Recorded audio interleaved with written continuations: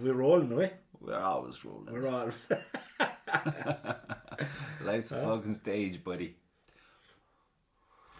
Oh, nice Irish cup of tea. Oh, dude. I'm on a coffee trip since they were born. Fucking dudes have my heart broken. But anyway, on to fun times. How are you, boy? How's it going, bye? Welcome to the Blackbird Podcast. Cheers, bud. Thank you very much for coming out. I was getting wary of asking people at all. I got into this trip with just saying, fuck it, I'm just gonna go in and do whatever. Yeah. Usually I'd be talking shit, archery or whatever. Uninteresting, kind of boring. But I didn't give a fuck. Yeah. And then I said, I better start, because the people I was asking at the start, because it was going to be an art thing, were artists. Like canvas, traditional artists. Right. They're fucking cowards, so fuck them. I'm just not asking them anymore. So now I'm looking at it from a different perspective. Yeah. What kind of craft art is young blood kind of? Or not even young blood, that's probably a wrong way of putting it. So then I see the video guy, Sean, because he was doing a thing for Mike in the bike shop. That's right, yeah, I saw that. And there was very good, actually. Yeah. I clicked onto some of his other things, and I goes, fuck it. There was one or two that I thought this dude should be doing some fucking serious, like stories or some shit, like something not. I mean, we all got to pay the bills. That's great, but if he's gonna basically a documentary type or a storytelling type, because he just has a thing. There's something about the way he does what he does. Yeah. I thought, I wonder what he come in, and he came in, and then Sean's a nice guy. he sound out. Yeah. I was looking at him, because I know this fucking guy. I know this head. Oh yeah. But I didn't He's know. only living over the road, sure. Yeah, he was telling me all these things, and I'm like, fuck, how far has my mind rotted since I've come out here? Like, you know what I mean? You think, you'd be second looking people. Like, I know this cunt. No, it's coming. Yeah. It's like, fuck you. You probably know his older brother, Tommy. I don't know. Yeah. I see the video he made with Mike Hennessy. All right, that was good. There's kind of like a short film more than anything. Yes, the storytelling side of it, like, yeah. I think there's just like, it's a work in progress. Yeah. So this the flavour of what it'll be like. Yeah. And I think it'll be cool. I like it, yeah. Yeah. Like any of the high quality stuff now you see on my social media, like, that's all Sean, like, Yeah. It's all Sean. I was saying that to him actually, because I was looking, Mike's stuff pops up now and then because we'd be chit chatting, and I was like, when I saw the video, I was like, what the fuck? I didn't know, because I know he's doing the same thing, like, he's that everyone is doing, but this was fucking Premier League. Yeah. Like, how the fuck did he learn how to do that in like 3 weeks? Yeah. And then I figured it was himself, because I think he mentioned him. I think he was meant to come in with him actually. Mike was. Yeah, but then I had to go do a shoot. He has a podcast himself, don't he? He started a podcast there now. I've seen a couple of short clips of it already. Yeah, the Positivity Podcast or something. I've seen a couple of short clips of it, but it was only today I was watching you'll laugh, like, myself and Davey were inside, fella that works for me, and I was watching, because Sean had told me he was coming on here, and he sent me on the Spotify thing, and I was listening to it yesterday, and I thought the story he told about the fucking his first wedding. I thought that was hilarious, like, No, it's hilarious. Yeah. But I was flicking through then today, because I have headphones in a lot now when I'm working doing what I do, Yeah. And I came across an Elegance one, but I was listening to that. I tell you, I was breaking my arse laughing. Eamon's a funny guy, but he's like a 9 beers. Yeah. Kind of story. You know what I mean? When I got to the part about Flatley and the guns, it was the fucking bits. And the fucking Jeep, he's on the phone to his brother, and this guy it just rocks Main on. Street Castledown, stop him. It's like the boy's going up the north with a fucking a 50 cal and a box of grenades in the back. It was just fucking, this should be on the TV, this should be a TV show, this story, you know what I mean? It's like, it's pure Irish, like. Is it killing a Scully? That kind of a thing. But yeah, no. So this, you got some very impressive fucking stuff. No mind who's videoing it, but the content itself, it looks very shiny and fucking sporty and clean. Yeah, I suppose, like. How long are you doing that now? I'm five and a half years. About, in around that, professionally. Do you know, I suppose I started off, like, I fucking petrol in the blood. I was just massively, just big into bikes and cars all my life growing up, you know. What's the attraction to the bikes, can you tell me? Do you know what, you're lucky I didn't come out in the bike only for the rain at 4 o'clock. You would be, yeah. I was going, the bike was actually outside the garage and there was a downpour at 4 o'clock and that thing has never seen rain. If that bike saw rain, I wouldn't be sitting there, so I'd be dead. But no, it's just, I don't know, man, there's something about, do you know what now, like looking up at the photo there of the horse, like. Yeah. I talk to people who ride horses, like I have a buddy there now and, you know, he'd be out on his horse a lot. But he said it's just the freedom of it, like. You're on a different vibration, aren't you? 100%. You can't focus on nothing but what's in front of you. And it's, like my buddy now, like now he's on like a sulky or whatever it is. You know what I mean? Yeah. But like, no, he still wears his helmet and all that kind of crack. And he wouldn't be getting up to the speeds that I'd be getting up to. But he says the same thing to me about riding a horse that I do with the bike. Like it's just, you know, if you're having a bad day or something like that, just stick the helmet on you, man, and fuck off and throw a few miles up on the bike, you know. I'd be not good on that now. The time has come and gone. We're going to the TT next year, actually. Oh really? Yeah, all my buddies. I'm saying it with 10 years that I'm going, and every year I book myself out solid with work. But one of the boys kind of took the bull by the horns now this year, and he just booked it with the ferry and all booked. So for next year, yeah. That'd be fucking mental. No, they're mad cunts. They're fucking mad cunts. Yeah. But you need a bit of mad cunts, don't you? Yeah. You need to mix it up a bit, like. All teachers and fucking polite people, they're lovely, don't get me wrong, but sometimes you just want to scream at them. Where's the pulse? Yeah.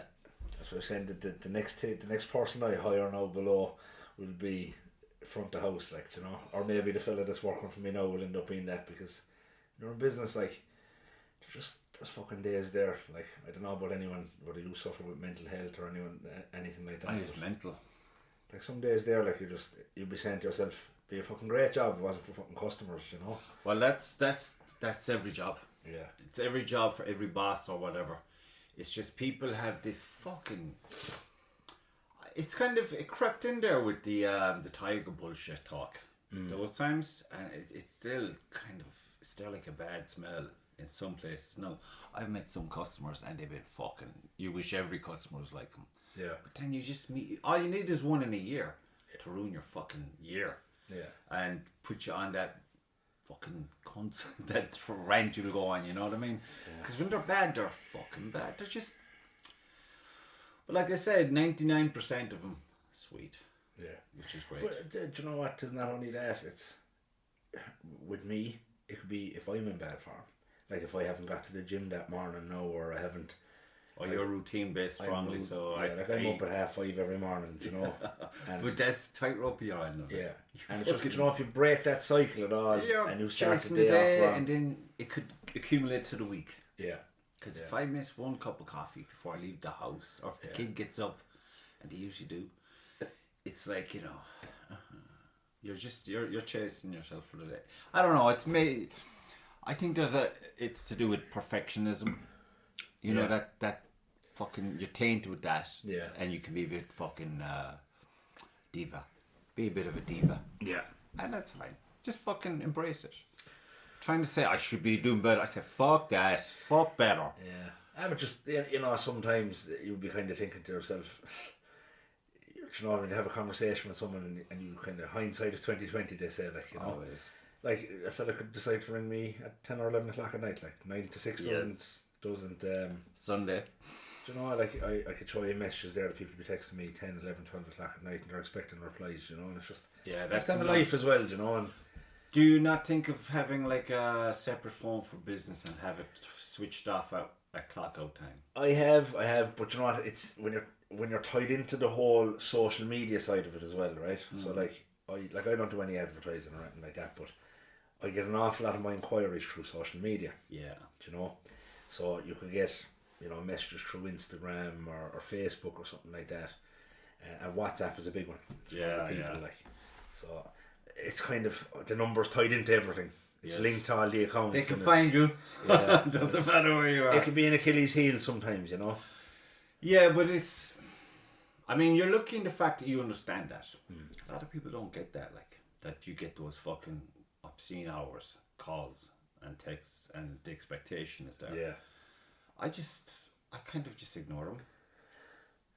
I mean, I don't really give. I say it a lot, but I fucking mean it a lot. Yeah. I don't give a fuck. You're still a stonemason, yeah? I'm a stonemason, yeah, because the fucking is customers that put me off trying to flog the art more.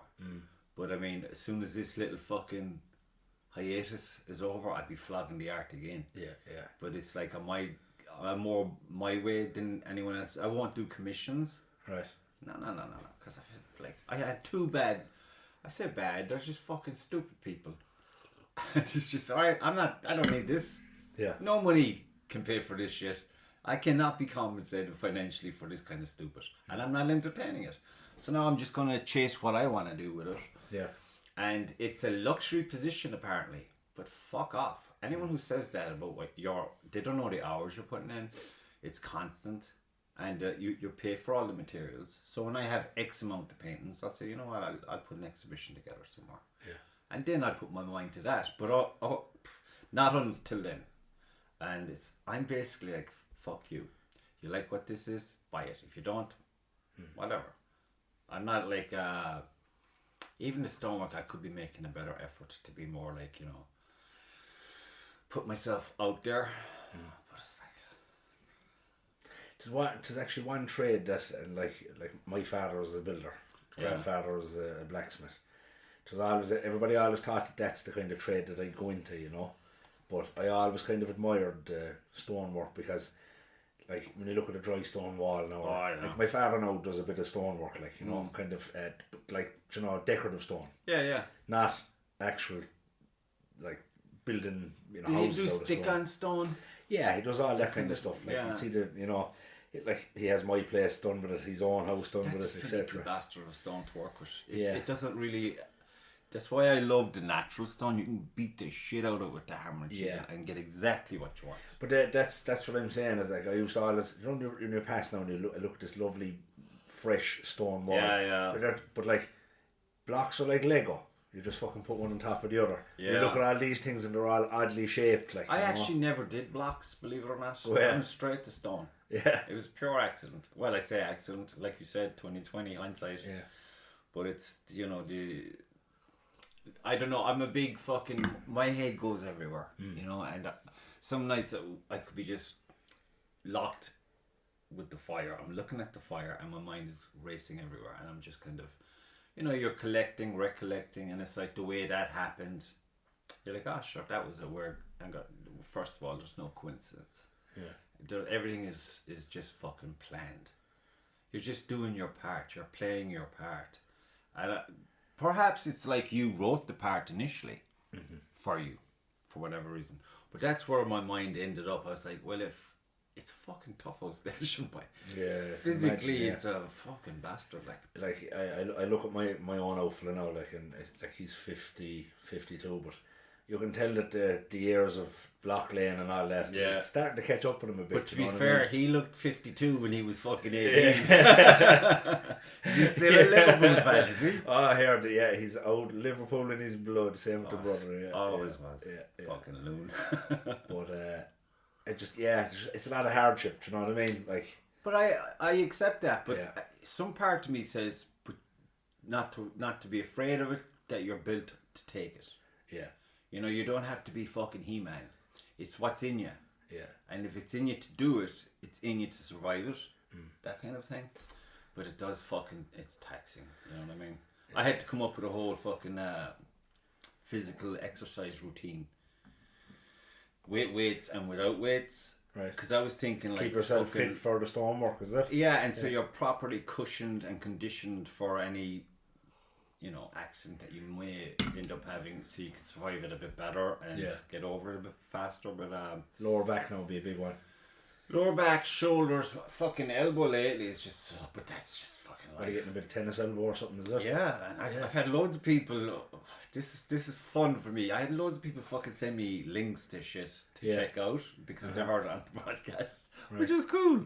I checked them all out. I've tried one there now with a weight. And the next day, it was like someone shot me in the fucking elbow, man. Right, okay. So I was like, because I stopped doing everything for about nearly 3 weeks ago now, like all exercise, and I've noticed a big difference in my mood.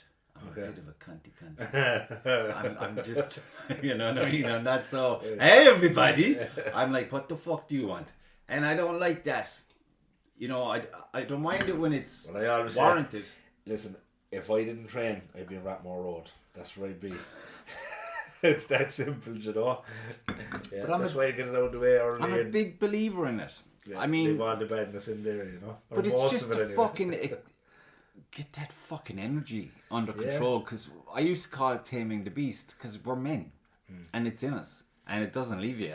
So it's like, it's the safest way to fucking, you know, stay outside. But I'm a big believer in it. But there was a thing there for the longest time where it seemed like, you know, unless you're in a gym, and I'm like, where's this coming from? I heard of marketing, but this is fucking ridiculous. Yeah. That's why I was saying there was this fucking what you call those fucking lunatics in the special forces, kind of, for the British military wing. Oh yeah, the special forces, like the Black Ops crowd or something. Is it? Yeah, there was one guy got fucked up, and he was in a hospital bed for like a year. Yeah. And he was like, I'd say after the first day, he's like, well, I'm not having none of this. So he started devising what exercise he could do. Right. With nothing, while he's lying in the bed. Yeah. And then he was, you know, gradually able to get out of the bed, but he's in a small little hospital room. Yeah.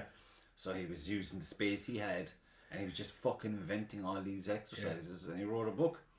And it's amazing. All you need, the hardest thing about it, I find, with the physical exercise is starting it. Do you know what I mean? You say, I'm fucking wrecked. Should do some jumping jacks. Should be fine in 10 minutes, and off you go. You don't have to be doing fucking Arnold Schwarzenegger workouts. You know what I mean? Just enough. There was a fella that I know. He was taught to wear a jumper in the gym, and it was like the gym rules on it. You know. All right. And it used to be, I think there was 3 rules. Which was like,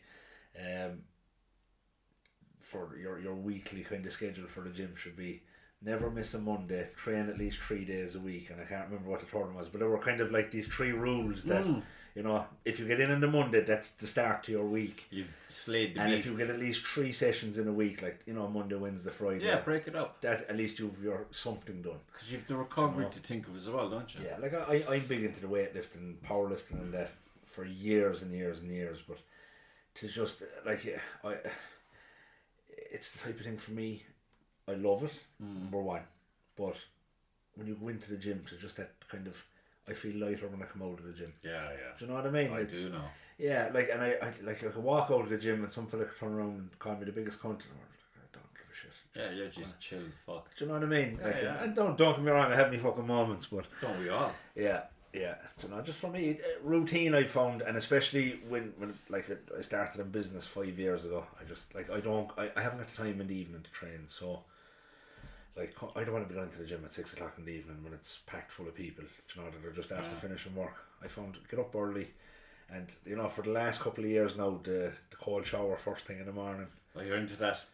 Do you know, like, for stress, and I think overall longevity, we'd say, in your body. Yeah. Like, I read your man's book, Wim Hof. You know? Oh yeah, he's a loon, isn't he? See, when he went up the fucking Mount Everest in a pair of shorts. Yeah, climbed Everest in shorts, and he does Kilimanjaro several times a year. Like, but he said that there was some study done, and that like if you can have a cold shower every day, right? We'd say even just 1 minute. Now most people do 3. Jesus. Right, if you get a cold shower every day, can reduce your like resting heart rate by 15 to 20 beats a minute for the rest of your life. So imagine the jarring on the heart that you're reducing, like, you know, taking your resting heartbeat down. And that'll have a knock-on effect into the body. Like the mileage on the heart just automatically just starts coming down like that. You know? And when you have a bit of a black heart, like. But he, I look at both sides of my family line, will say, and there's no good ending for most. Right. On both sides, they're fucking just riddled with bad news everywhere. So I was like, fuck it, I'm going smoking, I'm going drinking, A bit resilient, like. Do the rock star thing for 20, 30 years. Did that for a bit myself as well. You survived that, then you're like, fuck, I'm still here. Fuck, I didn't plan for this. What am I going to do? But you got through it, though. You got through it. Oh, dude, if I could only remember. There's at least a trilogy of books in there, like, you know what I mean? Right. But mainly it would be all kind of funny psychology understandings, like things you learned by just... I didn't go to the pub to go drinking, like. I went to the pub to fucking meet people and have a laugh. Yeah. Meet the mad cunts, meet the lovely cunts. Socialising, like, I loved it. Yeah. And I just so happened to fucking get flaming along the way. And that was fine. Yeah. It was fine. But then there was other little party tricks that went along the way. But it was, you kind of enjoy it, but, you know, you'd have people annoying you then. But I think when every young man goes into this, we'll say, tunnel of self-revelation, you can't talk them out of it, and you shouldn't. You should let, says the fella now, waiting for his two lunatics to go into that tunnel. Oh, for fuck's sake. But you wake up one morning, and I do believe that you're bored, because you realise, well, this is kind of bullshit. Yeah. It's fun, but it's kind of bullshit. And then you start thinking, like, of making plans for yourself. And then you're like a phoenix out of the ashes. Yeah. And then you're like, right, I'm going to start going to the gym. I'm going to start fucking taking care of myself. Yeah. And then you do that for maybe a year. And then you add something onto it. You know what I'm going to fucking do? I'm going to conquer the world. And off you go. But it is fun at the start. Yeah. But it is kind of a trap. I've seen a few lads who didn't come out of it. Like, two in particular. But it's just, that's life. Yeah, like when you look at you remember CJ Flaherty? Yeah.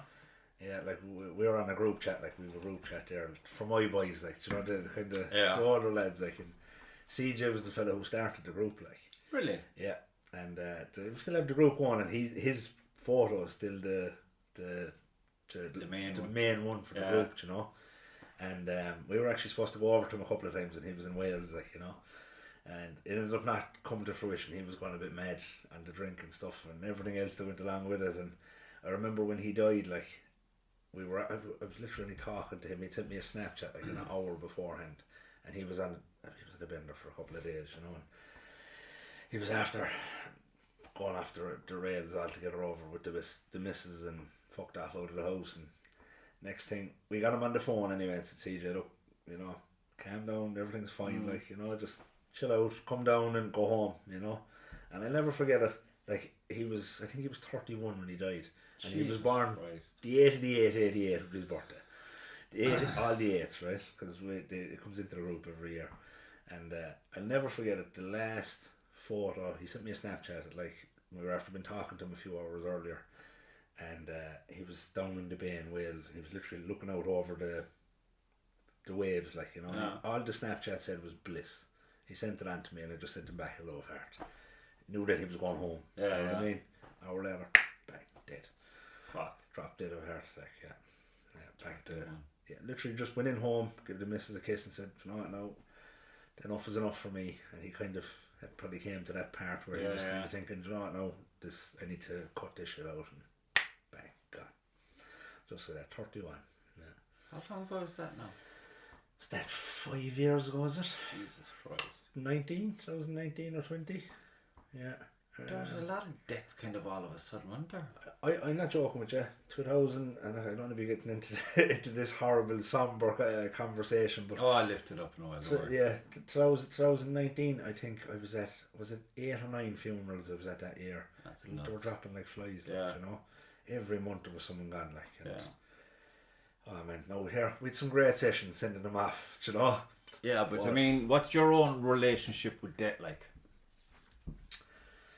In terms of in the family and stuff like that? In your own philosophy towards it and your view of it, and do you think of it at all? I think I used to when I was younger. Maybe, do you know what, I think everybody kind of fears death some way or another, but I think maybe the fear of dying young would... It was kind of a given in our group. It was really talk about mental health. We were like, well, it's going to happen. Let's fucking party. It was really abstract. Yeah. And just fucking... I always look back and I wonder, where did that come from? Yeah. I can't answer it. But for that reason, I don't know. I've always had a kind of. I mean, there isn't a day goes by where I don't, look at the subject and say, in my relationship with it. Yeah. And everyone that I know will say their relationship with it. So it's kind of like, I think it's a healthy thing to kind of have it in your mindset regularly. So, especially when you're lazy, you have you're not lazy, you're exhausted is what you are, but you're just so fucking, and it's kind of like, somebody say, well, fuck it, come on then, hurry up. But then it's like, yeah, I better fucking do that thing that I wanted to do. And then you start wondering, why the fuck am I doing anything? Because it does get, it's a nice thing to center you. Yeah. And you kind of look at a lot of nonsense that you might be at and you say, well, that's gone. They're not really fruitful. Do you know what I think when I was 34 now, maybe in my 20s into my early 30s, I was very materialistic. As in, I wanted the nicest car, the nicest bike, the nicest thing. Whereas I don't give a shit about that anymore. Now I'm more kind of about, relationships and moments and making memories. You've seen through the spell, you've seen the reality. Like, I don't give a fuck anymore. Money, at the end of the day, the way I look at it, we're all going into the same size box. Yeah, I mean, take it with you. Try to get as many fucking kicks as you can. Like, have the laugh as much as you can, because that's one thing I've been reminding myself of a lot. Like, don't forget to laugh today. Yeah. Even if it's at yourself. And I'm very good at making me laugh. Yeah. I'll think of things or I'll hear things in my head. What the fuck? Yeah. And I'll have a giggle. But these are, you got to embrace your fucking silly. You got to be, the amount of people that come up. I was at the IFAF, National fucking Field and Hunter, I think it's called, archery competition. It was Saturday and Sunday down in Brody. And there was a bunch of people there. And because I'm into the archery, and I'd be discussing it on the podcast sometimes, and I'd have some archery folks on it. These people started watching the podcast, and I met a few the weekend, and the most common question was, so what kind of drugs you be on when you're doing that podcast? That stuff. What the fuck are you talking about? I'm so sober. My own life is you, yeah. I'm more sober than the fucking Pope. Yeah. I mean, come on. But it's just funny when you get different perspectives. Yeah. And it's like, because you're so fucking gung-ho on whatever it is you're after or you're thinking of and all your plans and stuff, that you forget people sometimes take notice and they'll have a question or they'll have a viewpoint. And you don't smoke or nothing anymore? No, I'm off. No. This now, my hand-rolled cigarette and coffee. That's and it. Sometimes Barry's tea. Go ahead. It used to be always Barry's tea, but I needed the coffee. So it's like, I could never take the coffee. Do you know what? Now when I was on holidays and stuff like that, when I was in Rome a couple of years ago, they all drink espresso over there. I don't like this espresso. As the saying goes, when in Rome, so, try it. I've tried it and I love the smell of it. Yes, but I can't take the taste of it. Yeah, and even the lad that works for me now, Dave, like he drinks these like fucking like a Nescafe Zero or whatever the fuck they are. No, they look alright, but. It's like any other product. It's been blown out of proportion, and there's a lot of nonsense. Fucking there. Coffee wars inside from way at the moment. Well, about 2 years ago, there was about 20 coffee shops there. Yeah, they got a bit fucking rich. But I used to have like a bunch of coffee machines for the fucking grinding the shit up and whatnot. Yeah. And it take you 3 hours before you get your goddamn coffee. But come on! But the smell going through the place was beautiful. But then it kind of. I suppose my impatience with things like that. When it comes to gadgets, I'm fucking useless. Yeah. Useless. Dude, I'm fucking retard. But it's dead dwindled, and now it's what do I drink now? I have a buddy of mine. That's not coffee. That's not coffee. Doesn't give a fuck. I like it. It's that Nescafe Gold Blend. Right. I'll just drink that out of a boot. Right. It's fucking delish. Black first thing in the morning, super. And then you have to kind of wean yourself down a bit, so you put milk in it. Just the one sugar, but sometimes two. No, it's look, it's like I have buddies now, like they call into the shop to me, like, and I ask everyone, a cup of tea, whatever, and I always keep coffee there. Just I've one or two now. In 5 years, I've never made them a single cup. I think maybe one cup of coffee because they're so particular about their coffee. They'll only get it from a certain place in town, and then they're like. Alright, I know, like, whereas, I like, when I come out here, do you want a cup of tea? Yeah, no bother. Yeah. Didn't even ask you, what kind of tea have we got? I couldn't give a fuck. Well, it's only in this establishment. That's it, that's all I have below in the shop as well, but, yeah, should look really... But the longer you live, you start kind of realising... Someone said to me years ago, you can't trust anyone that doesn't drink tea. Fact. Or eat meat. Fact again. Correct. All these fucking, I don't know, fudge eating fucks, I don't get it. Yeah. They think they're saving something, they're saving nothing. Yeah. If anything, they're causing more damage. Yeah. If they may look into it, the damage, like, I mean, what was it saying now? Did you ever hear about the trees talking to each other and the community in a forest, for example? If one tree is fucked, all the trees, they've studied the shit out of this. Was it in Japan? I was watching these guys from. There's some mental cunts in the world that the stuff that I'd be like, who came up with this idea to actually look into this? And I used to think that it was just forgotten knowledge, that there was a fucking there was a massive global event that fucked us. Yeah. And we say a fucking small percentage of the species was left. Yeah. And they were like cast back into the Stone Age. And they didn't have the education because they have a life of luxury and technology. Right. But now the technology's fucked. The world is fucked. So they're fucked. So then they just lost their mind and they went kind of beastie on it. Right. And fast forward, here we are today. And it'll probably happen again. Hopefully not in our time. But so it's like, I don't know where I was going with that. I had a point. And it's gone. They'll come back to you. No. But so how did you get into doing what you do now? That looks fucking... You know the rap you put on? Yeah. Oh, dude, you want the fucking patience of a fucking saint for that, I'd say. You what if you know when it just lands on and it's just a mill out or something? Yeah. Would you not lose your goddamn mind? Yeah, so, like, do you know what? I didn't start off doing that.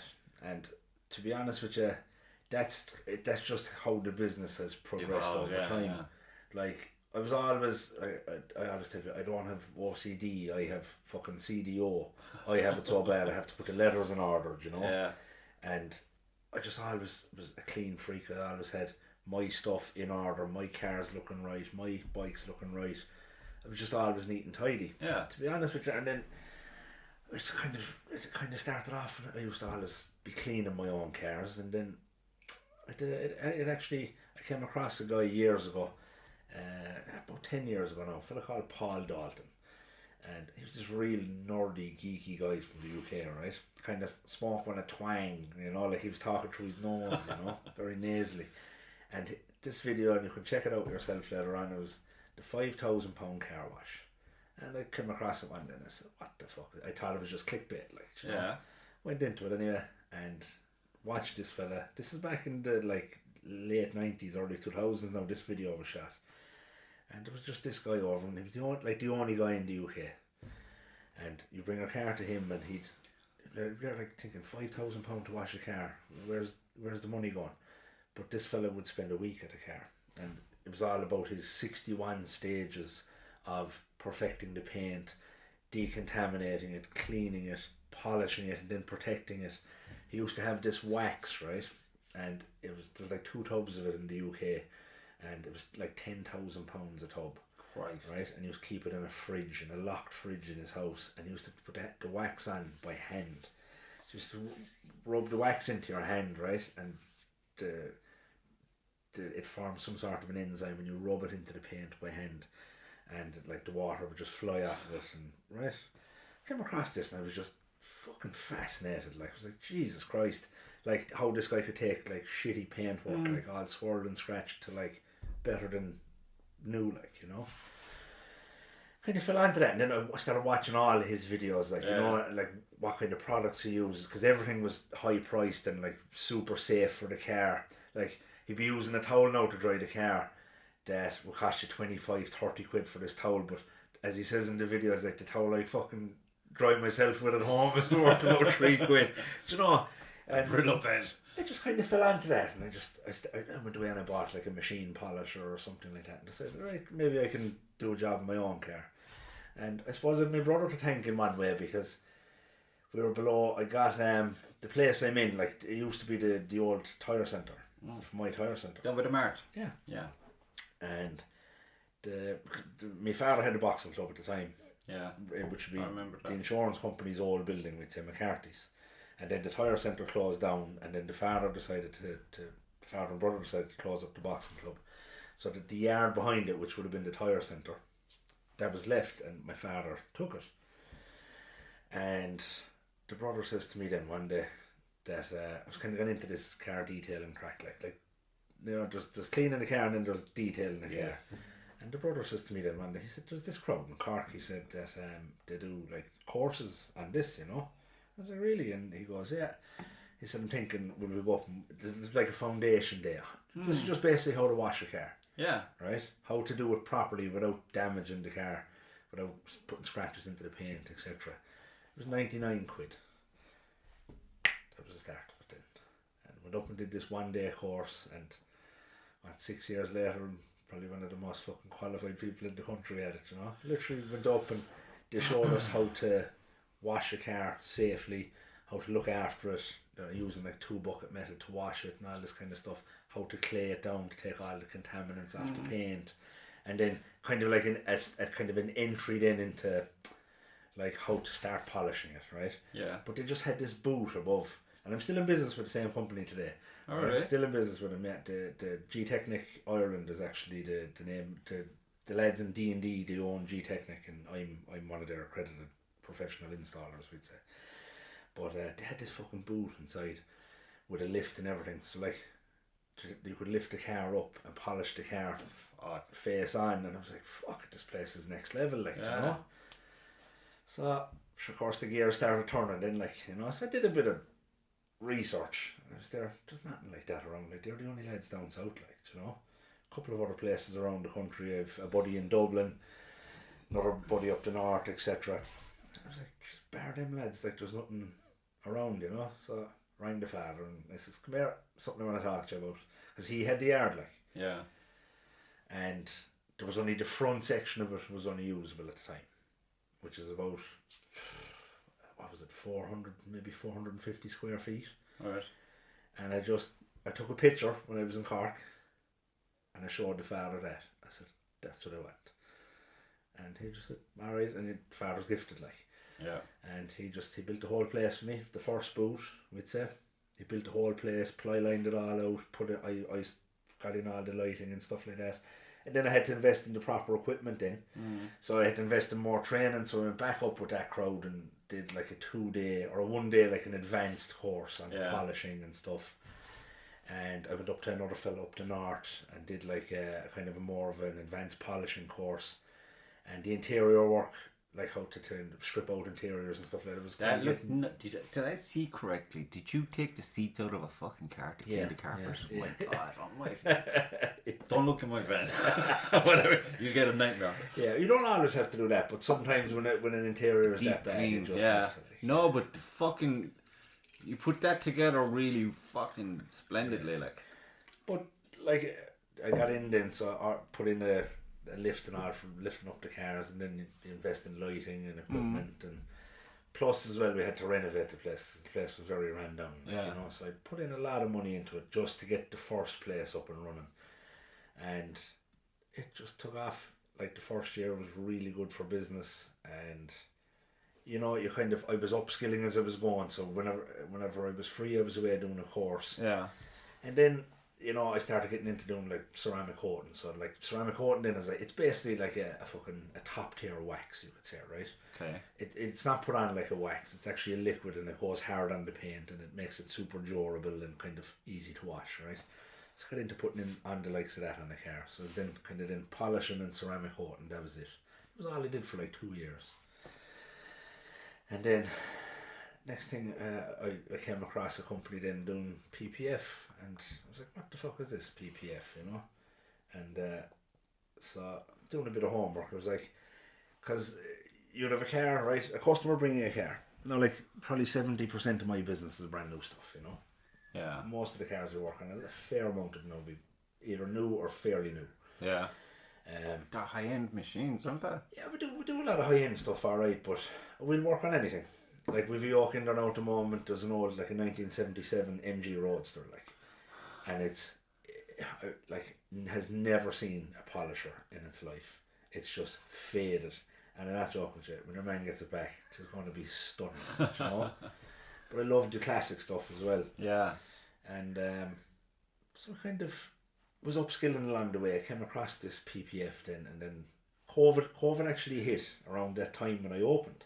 Oh, lovely. So, but there was kind of a loophole there because some wiggle room. Yeah, there was a bit of a loophole there that we could keep the doors open, and then applied to this company to see could I go away and do this training for PPF, because I actually went away and just bought like 2 rolls of it from China, right? No idea how to fucking put it on. Absolutely not a clue. I was watching YouTube videos and shit. University. You know? But you have to, you know what I mean? You have I to know exactly what you mean. Walk before you can fucking crawl sometimes. But your enthusiasm gets the better of you sometimes. And would you believe it? One of the rolls I bought, I still have a bit of it. There's that much of it left. Fuck. Yeah. But I started experimenting with it, and I put it through its paces. Like, I was like, could this actually protect the car? Because like you buy a phone, a new phone, right, for £1,000, a fucking iPhone, you know. First thing you do is you put a screen protector on it, you know. So it's basically on the fucking thing. Yeah. So what I do is basically a 3D version of that. That's what it is. Like. And you can get designs and shit on them, or have them plain? No. Like, so the only stuff that I do at the moment currently, excuse me, is clear or satin. That's it. All right. So you're actually keeping the colour of the car. So like when you get the car and just you give it down pop. to me, when you give it down to me, say you order a new car in the morning, you give it down to me, you want it protected, you want any stone chips around. Yeah. It's actually clear film that goes on the car. All right. Yeah. So if I do my job right, you shouldn't even know that it's there. It's there to permanently protect the paint, but we've all the cutting software then that goes along with the Xpel film, we'd say. Yeah. So I just log into my computer and I pull up, say you buy a new fucking BMW 5 Series, right? Yeah. I just pull up that car and I've all the patterns for all the bodywork of the car already on it. Very good. And then you go in and you edit all the patterns. So just say like, you know, like see your bonnet or something like that, which would be like the edge of your laptop there. Yeah. You want to wrap that edge around, you know, because you don't want to be able to see it. So we'll add all that on the computer and then plot it off in-house above in the big plotter above in the office there. Onto the glass, prep the car, lay it on. Bob's your uncle and Fanny's your aunt. How long would that take then? Like I do 1 or 2 cars a week, like, you know, that's all. Like I always say to people, like, and I hate turning away work. But people would ring now and they want stuff done fairly quickly, like, you know. But they're always in a hurry. Yeah, you know, and it's like we're normally 4 to 6 weeks ahead with work, right? But like I say to someone like a valeter could do like 5 or 10 cars a day. Yeah. We literally only do 1 or 2 cars a week. That's it. Like last week we had 1 car in for the week, you know. Because to wrap the car attention to detail must be nuts. Yeah, but you're trying to do with the film. You have to kind of leave your detailing hat off when you're applying PPF, because it's called paint protection film, not paint perfection film. Yeah. You know, a good friend of mine told me that. And you know, is there like events that you can go to where there's like exhibitions even today of guys in your doing what you're doing? Absolutely. Showcasing their wares, if you were. Yeah, like they have the dealer conference every year, which is over in San Antonio in Texas. Oh fuck. We get invited every year. I haven't gone yet. I just time. You know, like if I'm going over there, I'm going to end up visiting the Uncle Mark and stuff. I'm going to be going for a few weeks. Like, you know, in Texas? He's in Austin. Yeah, Mark's in Austin. He's actually. How's he getting back? on? I think he's actually due back. Just said I have to actually make a phone call tomorrow. The grandfather told me he was back this week. Really? Yeah. So he went over in 2003, sure, got the green card. He's come back fucking twice since. I haven't seen him since fucking... It's a lifetime. 3 lifetimes maybe. Yeah. It's fucking... Oh, he's married and all, yeah. I met Debbie in Shunix one time. Right, yeah. Debbie's fucking gas. He's with some mad bitch in America. Because okay, that sounds nice. Yeah. Hope she's not listening to this. Hi, she's lovely. Yeah. Alex is lovely. Yeah. But this was so long ago. It mightn't have been that same woman. No, I'd say it is. I think he met her in I could be talking out of school now, but I think he met her in San Francisco, and he's now in us because he has his own business over Celtic Maintenance. Cool. So he's like a maintenance guy for this big, like, I don't know, 5,000 apartment complex or something like that. So he just goes around fixing all the problems. Yeah. But, another fucking gadget man. Yeah. And you want to see him? Jamie, his fucking hens, the size of him, I swear to God, because he has that.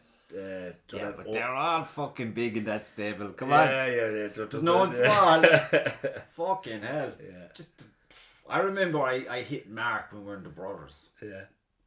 I hit Noel, I'd say. Yeah. He made some fucking, I don't know, it's just childish bullshit. And I whacked him one anyway. There was a few that got it that day. I just fucking went nuts.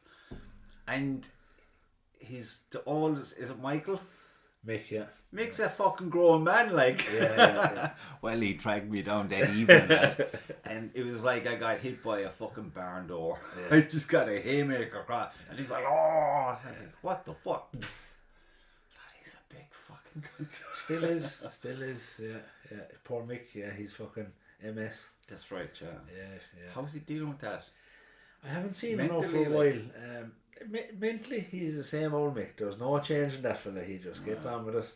He was in respite there, like, say respite, Mick is fucking 53, like. He was in respite there now a few times last year and the year before down in St. Anne's. And I went down to visit him, you know. And he's, like, if you went in now, because he calls me Bugsy, like. I had like 2 buck teeth when I was fucking born, apparently, right? He was calling me Bugsy. He's the only fella that calls me Bugsy. And, I remember going in below. He rang me one day and he said, how's it going? You know the way the beach field time. How's it going? And he said, I'm in for respite if you want to give a shout down. And I went in and I could hear him half a mile down the corridor. Like, fuck on. Yeah. But look, he's come to terms with it. Sure, like he has it fucking 30 years now. They know at this stage, like fucking bad dose, man. Yeah. But he to retire out the fisheries and all over that, like. Fuck. Yeah, I think he wasn't even 30 when he was diagnosed, like. Yeah. And it's I don't know how you'd fucking. I suppose everyone's different. It's all well and good saying what you would do and what you wouldn't do, but until it's you don't know what the fuck you're gonna do. So. And sure, Debbie's all loved up as well, sure. Yeah, she's a belly duff woman these days. Oh shit. Yeah. Fucking traitor. Fucking Waterford. But no, I remember your dad like in the Colossian Crevine, and it was like this guy was born with a beard. He was just fucking a big fucking burly dude. Like there was my christening photo, we'd say, for years when I was a young fella. This is a fact.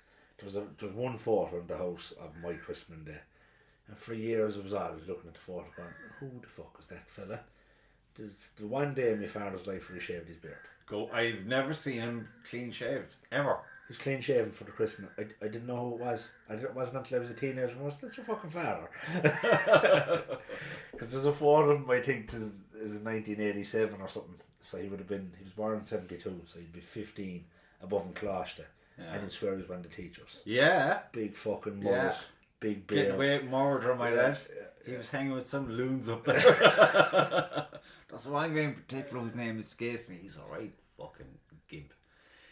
I met him a few years later down in the nightclub, and he was like talking some shit, like, oh, we gotta beat it out of them. I'm looking at him, goes, you're a bully. That's all you ever were. It was a bully. You're a goal. Go away before I slap you. I think he was into horses in a big way, this guy, but he was just someone who you'd have expected to be a bit more along the way. Yeah. And he wasn't. He was dope. But where do you... So you've done shopping from why? Have you any future expansion plans? There was talks with a buddy of mine actually recently. We were thinking of opening another place up in Clonmel, but it hasn't come to fruition. But you need a team you can... A good team though, wouldn't you? Yeah. No, like to a friend of mine who was in the same game that I know, and he'd be fairly well... He'd have his ducks in a row now, you know, like myself in a way. But that just nothing has happened about it yet, you know. To be honest with you, I On your own trajectory. Yeah, like every day is a school. I'm still learning this trade. You know? I'm just trying to forget shit. Yeah, I make fucking plenty of mistakes. You know what I mean? It is what it is. You have to do that. Yeah, of course you do. Yeah, that's the lesson that stays with you, I think, isn't it? Yeah. People tell you everything that you need to do. I like making mistakes because it's the only way I learn. You know. Yeah. Like today now we were actually doing we're doing a stealth wrap on a new Tesla, myself and the lad that works for me. So we're changing the car from gloss to satin, you know. Yeah. And we're trying to fucking bulk this like rear hatch piece on the car, and they're quite difficult. Like, and I got it down the first time, but it just wasn't 100% happy. But there was one small little area of it, probably that size, and it was fucking annoying me. There was a couple of little fingers there, and I said they might be seen, and I just ripped it off again. And I said, do you know what? No, I know where we went wrong the first time, and we put it on a second time, and it was perfect. You have to force yourself to redo these things because I don't know if there's much forcing required. It kind of, because you're tuned the way you are, it's going to happen anyway. You're going to redo it regardless. You might be happy about it, but at the same time, it's like sometimes you have to go backwards to go forwards. 100%, you know? 100%. Because you wake up out of the blue one day with a new sense of calm about you. You do. I'm still waiting to wake up with that. No, you do. It's like there was a quantum leap while you slept. Yeah. All of that grind and stress now pops a muscle that can do the job at ease. Yeah. And then it's like you're there for a while until the new one comes along, the new stress. And then you're going, oh, here we go, it's a lesson. I'm going, okay, let's get into it. But yeah, you don't, because the people who don't think like that, they're nowhere to be seen. Like, do you know what I mean? Yeah, if it's not right, it's not right. And see, I retired too early. I retired at 21. Like, fuck that. I wouldn't even start at 21. I don't want to do a damn thing. But fuck, I ended up with a lovely rock star job. Smashy. I tell you, man, some of these paintings are unbelievable. I love this one here that you have behind you, the horse. It's fucking spellbound. gorgeous. That one is called. It's class. There's a magic link to all of them with the names and shit. But it's just the way it's done. Like it's like you were kind of saying it that you weren't happy with it or something. You said, was it? Yeah, there's a, you know, you're always gonna say that though. But it's one of those paintings you do. Sometimes you do a job where you learn. You know you've evolved significantly in just doing that job. Yeah. Doing that particular job at that moment, and it's something you can bring forward to all the other jobs thereafter. Yeah. It's kind of one of those paintings. That's lovely. Yeah. Yeah, I like the colour to kind of go. It's very warm or something. Yes, you know? welcoming, isn't it? Yeah, I like it. Yeah, no, it's really nice. And do you sell them? Like I said, I was selling them. I'd sell them online.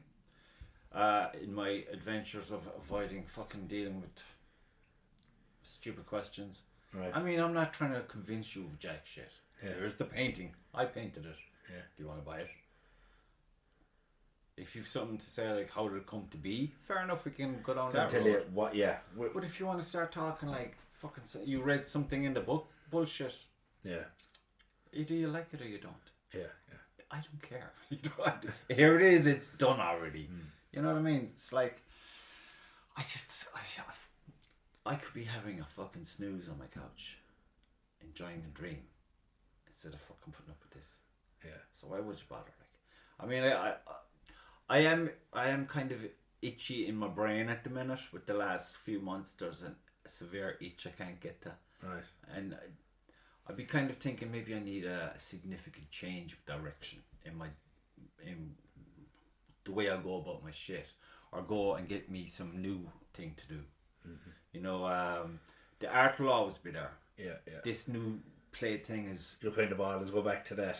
Always. Yeah. It's like I don't know, is it the right thing or the wrong thing to say, but it is what it is. It's kind of your identity. Mm-hmm. You know what I mean? It's been there from day one. Like. Yeah.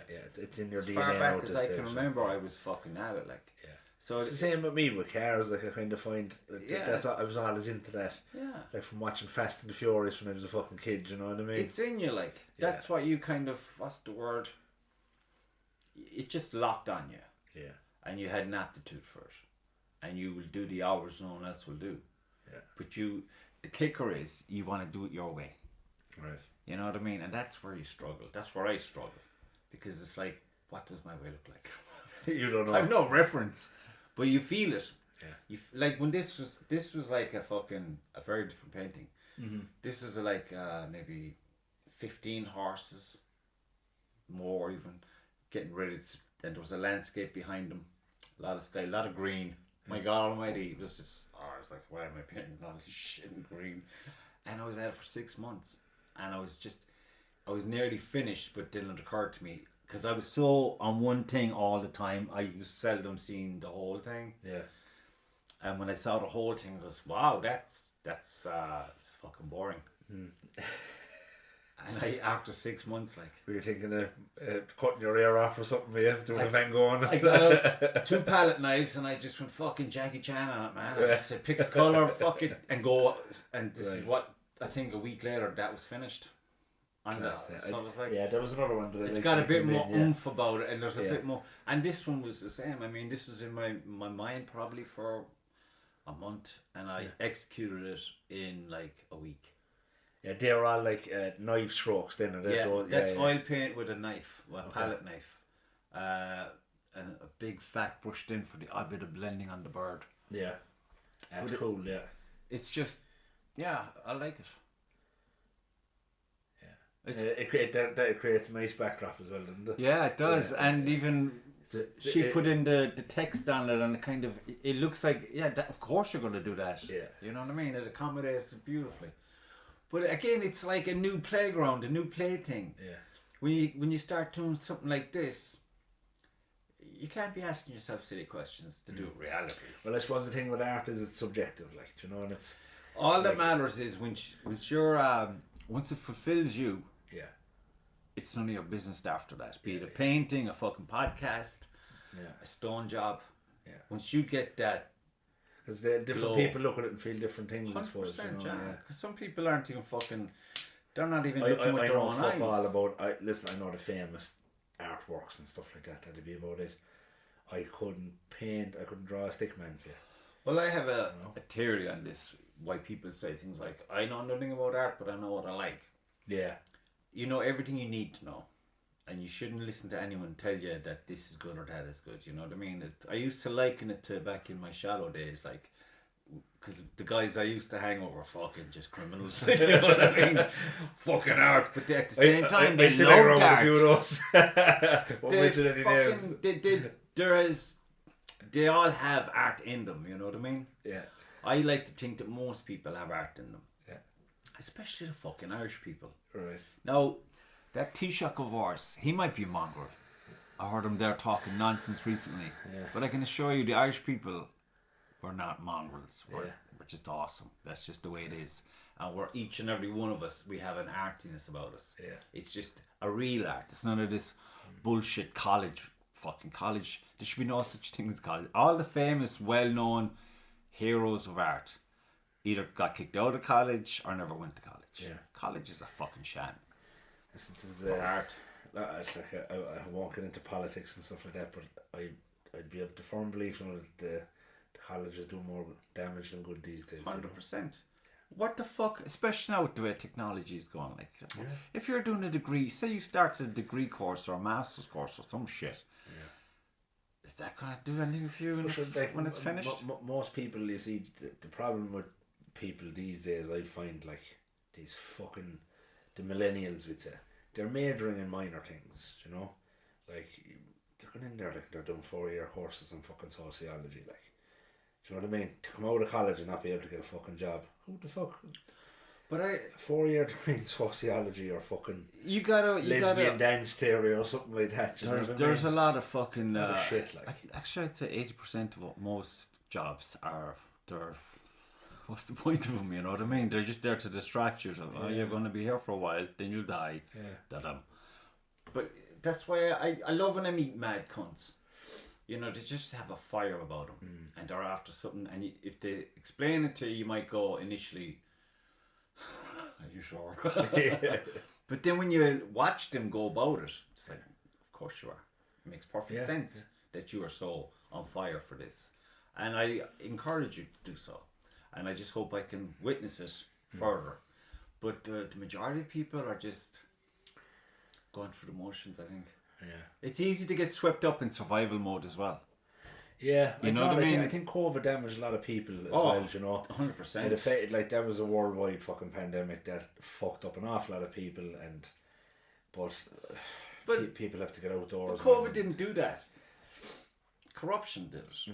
Well, people, that's what I mean. I don't mean the actual people are actually. I was so annoyed with people in general for not, having the wherewithal to say, wait a fucking minute.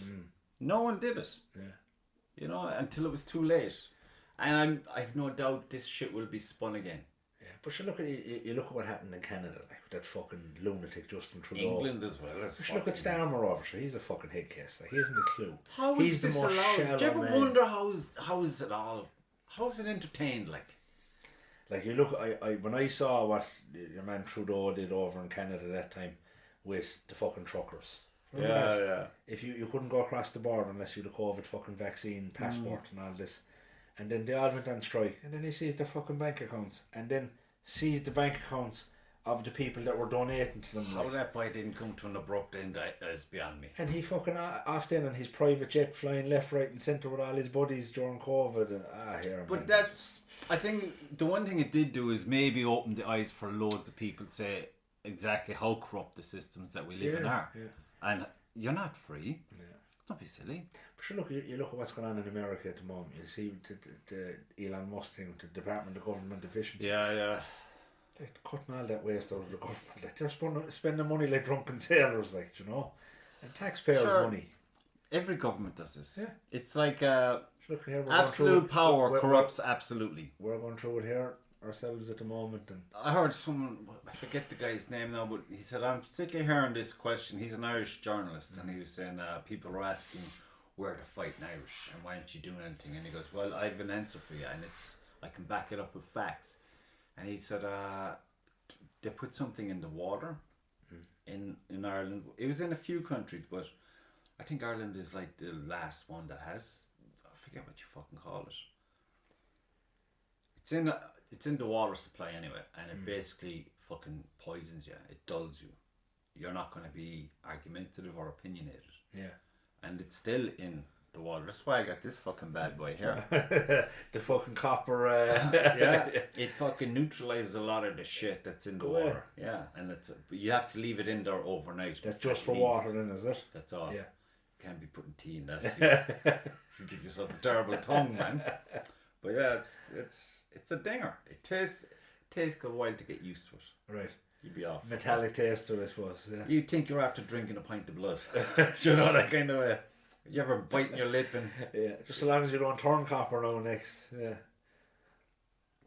Yeah, but the kids, the kids go back to school and then a week, maybe 2 weeks in, there's some fucking bug in the house. Yeah. Because they're after bringing in some mountain men's fucking brats and bullshit and it spreads through the house. Everyone in our house got it except myself, and I was drinking this fucking thing like religiously. Yeah. I was like, I told you! Yeah. It works a treat. But none of them fucking eat meat either, so the two boys eat meat. She doesn't. But I was convinced it was that. Yeah. You gotta get out and you gotta get You mental. See it, I only saw it at Christmas time. The kids got sick again. Yeah. And like my own mother turned around and says to me, one of my own lads was sick, and she says it's cold and flu season. And I said, there's a season? No, but it's not cold and flu season. It's the season of fucking low vitamin D and high sugar. Yeah, that's absolutely. That's the food. I mean, I had a fucking nightmare with the dentist recently, and the revelations, and there are things you kind of knew, but you pretended them away. Yeah. And now it's like there's no pretending anymore. You gotta face this shit. And I'm like, son of a bitch. But the food, man. When you have the likes of, when you have big fucking corporate superstores coming into a place, getting rid of the local butcher and the local fucking corner store, and, you're getting all this fucking imported bullshit. There's a monopoly at play, and there was never meant to be a monopoly. Yeah. There were systems in place. I remember listening to this on the radio, I don't know how long ago it was, when it was all said, yeah, you can do that. I was like, what? You can't do that. Surely you can't be serious. And here we are. And you can actually, you mightn't be able to draw a line directly linking the health issues. Yeah. But there's a serious correlation. on the timeline. Yeah. You know, when these boys came in, fucking health went down. So, and then they're trying to fucking, you can't have this and you can't, I'll get whatever the fuck. If I want to have chickens in my yard, I get chickens. Yeah, absolutely. You know what I mean? If I want a goat in there, I get a goat. Who's going to say? I tried the carnivore diet actually for a while. And, I heard a bunch of people going on about the carnivore diet. No, I use the term carnivore very lightly. Carnivore's supposed to be meat only, but I'm fucking 19 and a half stone. I need carbs. Car won't go without fucking petrol or diesel in it. It either will I, you know. But I was having meat in all of my meals, so it'd be breakfast, lunch, dinner, etc. And I did find a massive difference in myself, as in my energy levels were way up. I felt better. My skin was clearer, you know. But the reason I came off of it is because I fucking can't eat the same thing every day. I like some bit of variety, you know. Yeah, well, I'd be very boring now with food. It has to be cooked, obviously, but every dish has to have meat in it. Every dish. I don't have breakfast. I might have a nibble on something, and I say a nibble on something. A lot of people are like that. You probably do a bit of fasting, do you? I do, but it's not out of fast. It's not like it's just you're kind of doing it anyway. What I found was when I get to work, it's just the way my body works. If I have, we'll say, no, don't get me wrong, I used to eat like a pig. But it's like I couldn't fucking, my productivity would drop dramatically and my comfort levels would drop dramatically. And, you know, there's a lot of squatting and lifting and climbing and shit. And like, you'd be in no mood to do shit. Yeah. Maybe around 3 o'clock then you get a burst and you're like, well, I'm going home in a minute. What's the point? Yeah. So it was like, for ages I was trying to figure out what's the problem. Yeah, where you're going wrong. And then I missed breakfast a bunch of times and I was like Superman in my own head. I was just, the energy levels were definitely, the focus was there. Yeah. In the mornings I could do enough in the morning with say up until 12 or 1 o'clock and go home. Because I'd have more done than what I would have done a few weeks earlier. Yeah. So I just stopped fucking having breakfast. I'll have maybe 3 coffees in the morning. Yeah. Some people can function on that. And out the door. Yeah. Of course I'll eat a cigarette or two, but... Yeah. I mean, other than that, it's not like, I don't miss it. It's not like you're hungry or anything, you know what I mean? I'd have to eat now because I'd be going into the gym, so I'd never have a big meal before I go training. You're fucking wasting too much energy digesting the meal. Absolutely, yeah. But I would try and get a bit of, when I get up in the morning, try and get a bit of protein into you straight away and some bit of carbs and a bit of caffeine just to hit training, you know. But like I'd never skip breakfast, to be honest with you, know. Never. Well, there's the saying, breakfast like a king. Yeah. Lunch like a prince. Yeah, and dinner like a pauper. Yeah. I was like, that's upside down, surely. But I'd be kind of experimenting with my own diet. My Achilles heel is I have a sweet tooth, and it runs in the family. I hear you. Father has it, mother has it. Love it. I'm a chocolate filled in, like my buddy John. Then he's all fucking potatoes, like, you know. Yeah. And like he's all, it's not one packet of potatoes, it's the big packet. Yeah. You know, they're like. But for me, no matter what size of a dinner I'd always, just before I'm finishing it, I'm thinking about the cake. Do you know? I'm literally just put that to one side and then the tea gets made. Yeah, but the way I'd look at that is, I wouldn't worry about it because you're going to the gym.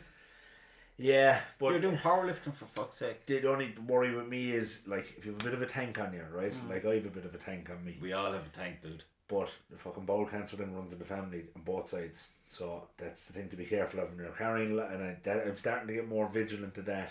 But you're not going to skip and rope. Yeah, but you know, I love going out having a walk or going for a hike or a ruck or something like that. But it's just, I think my goal now for like the next kind of 6 to 12 months is to kind of just get rid of the bit of puppy fat around the belly. Well, I would definitely suggest you get a skipping rope and leave it at work. Yeah. While you 5 minutes. I used to skip a lot now doing the boxing years ago. And stuff. Unbelievable, man. Yeah. Training like a boxer is probably the best training for the body. Yeah. Unbelievable. The stamina you get out actually doing a bit. Do you know what it is? I've this coach at the moment because I'm supposed to be competing in September in the powerlifting. Oh Christ! And so like lots of cake. We've like a 4 days of lifting, right? And it's I tell you, man, there are 4 days that are really fucking hard. You know? I don't doubt it. Yeah, by Friday, like today, now was the end of the week, the work week for training, and I'm like, I don't want to see weights again up on Monday. Do you know? Yeah. So. And how's that on the skeleton then? To be honest with you, I feel really good. I like. So you're kind of halfway to being conditioned for this. Yeah, I think it's linear period is it. So I'm getting stronger gradually. Don't get me wrong, things are going fine. But like I have a deload now, like next week, which is I kind of take a week of not so much lighter weights, but lighter intensity. Do you know, if you could do a set of 10, you're only doing 5. And what's the point of that then? Because it's more for the central nervous system, you know. Yeah. The body has to recover. So like the kind of hot cold. Yeah, so like everybody's different, but for me, I found my sweet spot is 3 weeks up, 1 week back. Right. 3 weeks up, 1 week like back. a recovery week. Yeah, it's just to let the central nervous system recover, because when you're squatting and you're benching and you're deadlifting every week, I love benching. Fucking hard, yeah. Do you know what? The feeling you get off benching is beautiful. It's fucking beautiful. Everybody asks you how much you bench. Nobody can Not much. But it's just, I used to bench a lot. Yeah. I say a lot. Whatever came with the fucking thing, there was these rubber fucking plates. Right. Olympic shit, like. Yeah. Awesome. Yeah. I thought I'd go through the floor with the fucking things. But it was after all, I mean, biggest I ever got was 13.5 stone, but I was lean as fuck, right. You know what I mean? But we're all like whippets in our family anyway. Yeah, you kind of have that gene, don't you? Yeah. So it's like you... But it's gas, like, I'm small John, like. Right? I'm small John. That's what all the family. You meet my sister, my aunt. You ask Debbie now. You mentioned John. She'll say small John or big John. Yeah. I'm kind of big. I'm the biggest man in the family. Like, do you know what I mean? Yeah, it's I kind of passed out the father a few years ago. Yeah, you know, yeah. And it's gas. I remember when I met his missus and that. Was it his missus? We were at some fucking doing it one night, and next thing, oh, this is my son. This is small John, and she kind of looking on. Size of this cunt.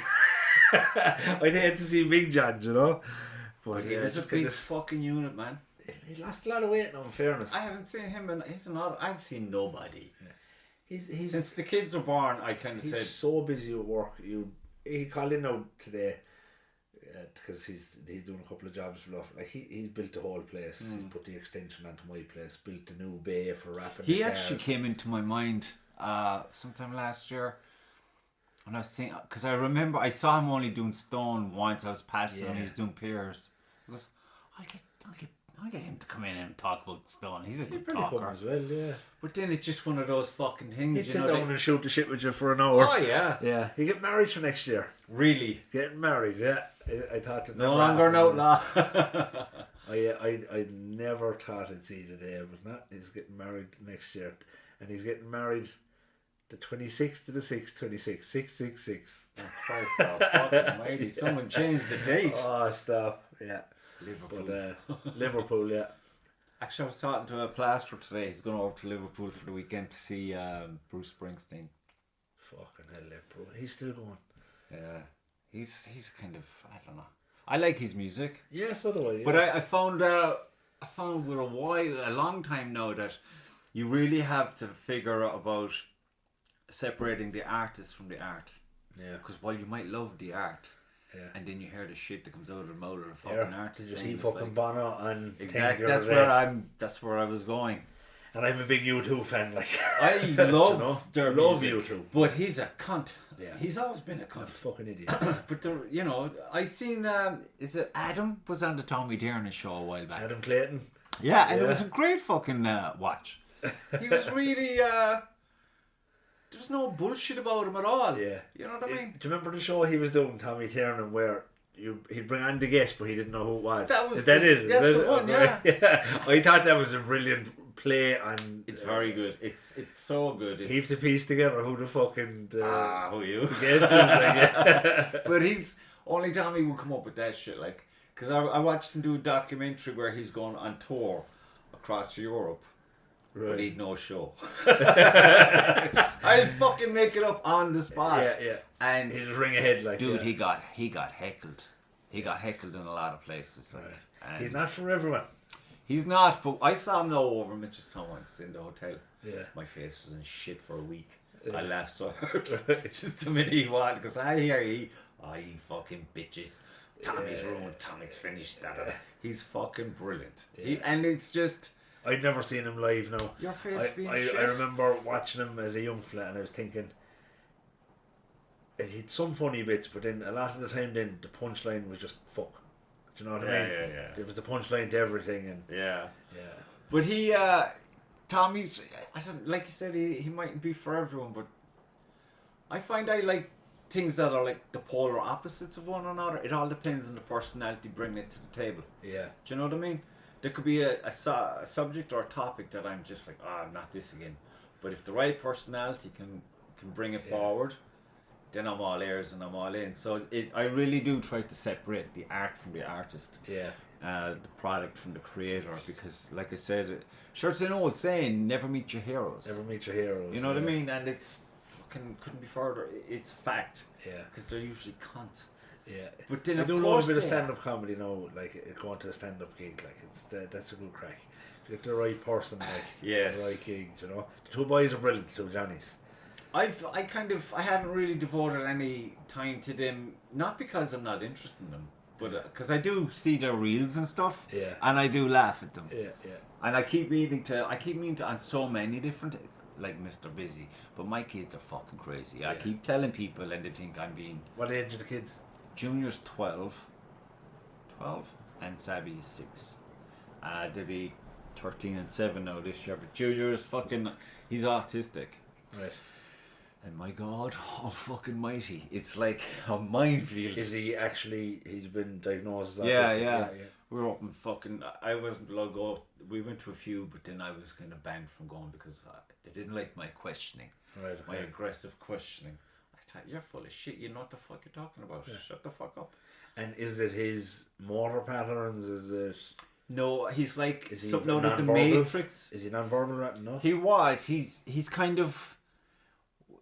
It was really weird because this fucking dithery old professor fucking guy that we saw in Dublin, he says his report was like he's got a touch of it, or he's got he maintained that he could eventually, with the right interactions, have a relatively normal life. That's every fucking child, and you're thinking, I'm like, there's nothing wrong with him. Like, I'm thinking trying to get me to keep coming I have 5 back. brothers and 5 sisters, and I'm going through the memory banks and they're all 5 retarded. brothers, 5 sisters, is it? Do you know what I mean? Yeah. They're definitely all retarded. No television in your house growing up. Dude, it was a fucking lunatic asylum, and the time we lived in was pure Huckleberry Finn, like, you know what I mean? Tom Sawyer, Huckleberry Finn, that was the whole narrative. We were wild as fuck. But then Beachfield was a young estate then. Yeah. You gotta understand. There was a lot of crazy. And it was kind of cool, but these fucking kids today, man. I hate the way they make me say that. I hate them for that sometimes. I didn't. My youngest fella as well called me that there was kind of some questions raised about him when he was young as well. They thought he might have been autistic. Yeah. And I just thought he was just hyper, you know. Yeah, exactly. And it wasn't until I was above Monkey Maze. That's probably 2 years ago now, I'd say. And you know the ball pin inside Monkey Maze. And Colby's in there with his older brother John. And he was in there with his cousin Mia, my niece, my godchild. And I went, they were over inside the ball pen, and next thing they come over to the kind of cage and they called me. They said, John, come here. So I went over. They said, there's a young fella there, he won't move. You know, he was blocking the entrance of the ball pen. So he won't move. And they went over and they asked him. I said, just go over and ask him nicely, you know. And they went over and they asked him, but the young fella just seemed to ignore the two of them. So I called the young fella. I said, hi, boy. I said, I didn't know his name, you know. Trying to get his attention, and he was just like, as if I wasn't there. And then I was starting to get vexed because I thought he was just being fucking cheeky. Yeah. Do you know, he was maybe 7 or 8, like, you know. And I called him. I said, hi, young fella. You know, I started snapping my fingers. And then I see his mother making a beeline for me around. She said, come here. I actually knew the woman. I won't say her name, but she's actually local as well. She said, come here, he's non-verbal. She said, he's actually autistic. And I said, I'm so fucking sorry, I said. And I said, and then she was the first person I had met that had an actual autistic child. Yeah. And explained to me, no, he's non-verbal, he's visual cues and all this. And I was chatting with her for a few minutes, and I couldn't apologise enough because I felt like a prick. Do you know what I mean? Yeah, but I mean, look, kind of that's part of the learning, isn't it? Yeah. Because I find when we go to Prague, because we go to Prague every year, because that's where she's from, right. and bring the kids over to their granddad. Nice. You know what I mean? And but beautiful place. Oh, dude, fairy tale. But when we be going into town and around the shops and shit, you do see it because there's zero fucking tolerance for it nearly. Yeah. There's an absolute, I don't know. Well, of course, it's a big city. You know, it is, you know, I'm sure it might be different. No, it's not. Even an old woman on a fucking, one of those train things, I thought I was going to fuck her out the window. Oh, yeah. The way she just looked at him, because, you know, he's going to express whatever comes to him. He's not going to, if he's like in a forest of people here, he's like fucking, and the thing is packed, and I know he's getting a bit fucking antsy. Yeah. So I kind of put my arm around him, and I'm flexed in such a way that no one can touch him. Yeah. And you know, you're trying to just slowly push into the people around you, and they're looking at you like, what the fuck? Yeah. I'm just creating a space for him to be okay. Yeah. And he starts roaring then, and he'll have a meltdown. Right. It's like it can come unannounced usually, and you don't know how long it's gonna last. Yeah. And at the start, you just wanted to fucking drop kick him out the window, but that's just your initial reaction to the noise. But now you just fucking you approach him. You can gauge it now. You know what I mean? Of your response, it's either a hug, or you're going to ignore him, or you're going to give him a little like snap out of it. Yeah. Or you might just like his new thing now is Jaws.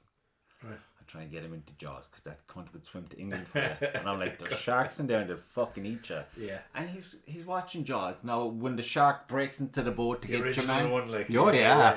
And he's yeah. laughing his whole off at it. And like, well, this backfired completely. Yeah. So his words are growing every year. You know what I mean? He's meant to be... How old was he before he actually started talking? Well, old. Yeah, same. My fella was the same. Yeah. Well, kind of around the maybe 2. He was late. Yeah, late. My fella was... Because I kept remember saying, you know, Einstein didn't talk till he was like 5. Yeah. I heard myself say that so many fucking times. Yeah. It is worryful though, you know, because you're wondering, is it going to come? Is it not going to come? Yeah, it is. You know? But I just said, look, let's just get on with it and fucking deal with major shit when it happens. You're not going to love him any less or more. Of course not. You know what I mean? You'll do time for them, like. Yeah. And it's not even a consideration. It's like, it needs to be done, it'll be done. End of. Yeah. It's just that natural fucking drawing you. Yeah. But, you lay down in traffic for your kids, like, you know. And I just burned the world, man. Yeah, fuck them, yeah. But sometimes I just have to leave the house. I'll fuck him up. Because he's now at an age where he's bold. Yeah. Okay, she's like going by the book. Everything's by the letter of the law. And I'm like looking at the book. Fuck the book. What the fuck? They don't even have kids, the people who wrote this book. So I'm like, why don't we just there is no book for raising kids. Not at all. You gotta just, you gotta get stressed the fuck out. And that's where you'll learn. Yeah. Because you learn a lot about you. You know what I mean? Yeah. I used to be so chilled out all the time. Not anymore. my youngest fella now rings me, right? Yeah. He rings me just hang up with me. He's 4. Right. That would have done. Right, that's his new thing now, right? Would there be a giggle or anything? At yeah, like he sometimes now he rang me now last night and he's, hi Dad, I'm going to bed. Can I hang you up? And he's like I'm always trying to get him to put the phone to his face because sometimes it's looking at the ceiling or whatever, or most of the time you're just picking up an eye or something like that. You know? It is nuts though. I mean, they've got these fucking tablets now. Yeah. It's like. My fella, like at 4 now, like can literally go on and flick through the ads. Yeah, and all this you shit. don't want to take it off them because that's their future, isn't it? But at the same time, there needs to be a fucking balance. Yeah. Because we kind of, you know, when they get it at Christmas or whatever, or for I don't know what they got it for. They got it anyway, and it was like, well, you gotta let him have a few days grace, so he can get fucking locked in with it and figure it all out and enjoy it. Yeah. But my God, when you come out with a timetable after that 3 days. Yeah. 3 months of war is what you're dealing with. Yeah. And it's fuck. It's every shiny little thing. But then Junior can dismiss of the thing for a whole day and he's out doing multiple characters out of the movies that he's been watching. Yeah. Like there's one about the dragon. Oh, Toothless is the dragon. I don't know. How to Train Your Dragon, I think, is the movie. I haven't seen it, but I know it. He loves this movie. He's very creative. Fucking super creative. Yeah. You know, he'll paint, he'll draw. He's getting so good at both of these things. I'm like, fuck, I'm gonna start signing his shit and put it up online. But it's just, you know, you grow with it. Yeah. That's all you can do. I'm looking out the two boys that like the two of them love sports. And That's they would much rather be playing football or hurling than be inside. Now, like I said, when they're inside, they do like they want to watch specific things or whatever. But if I say to them, it's football or the tablet, it's football every day. Well, that's which good. Which is great, like, you know. Because it's a fucking Sabby now. He's with the school over in Kilworth. They've a brilliant setup there for the kids for bringing them on into the football, hurling, and the soccer. Right, yeah. He's involved in the three of them, and it's like, I hope he sticks to him, because I went over to collect him a few times. I'm like, he's running around like a headless chicken. Yeah, he's just part of the pack, but don't pass me the ball. That kind of thing. There's a guy half his fucking size. He's vicious. He's fucking vicious, and I'm like, that's what you want to be doing. But it is what it's their thing. Let them find their way. Yeah. The hardest part is for you to shut the fuck up. Yeah. And just say, so how did that go? Was it good? And everything you say, you're only saying it in your head. Like saying, you're not going to be playing this game for long, are you?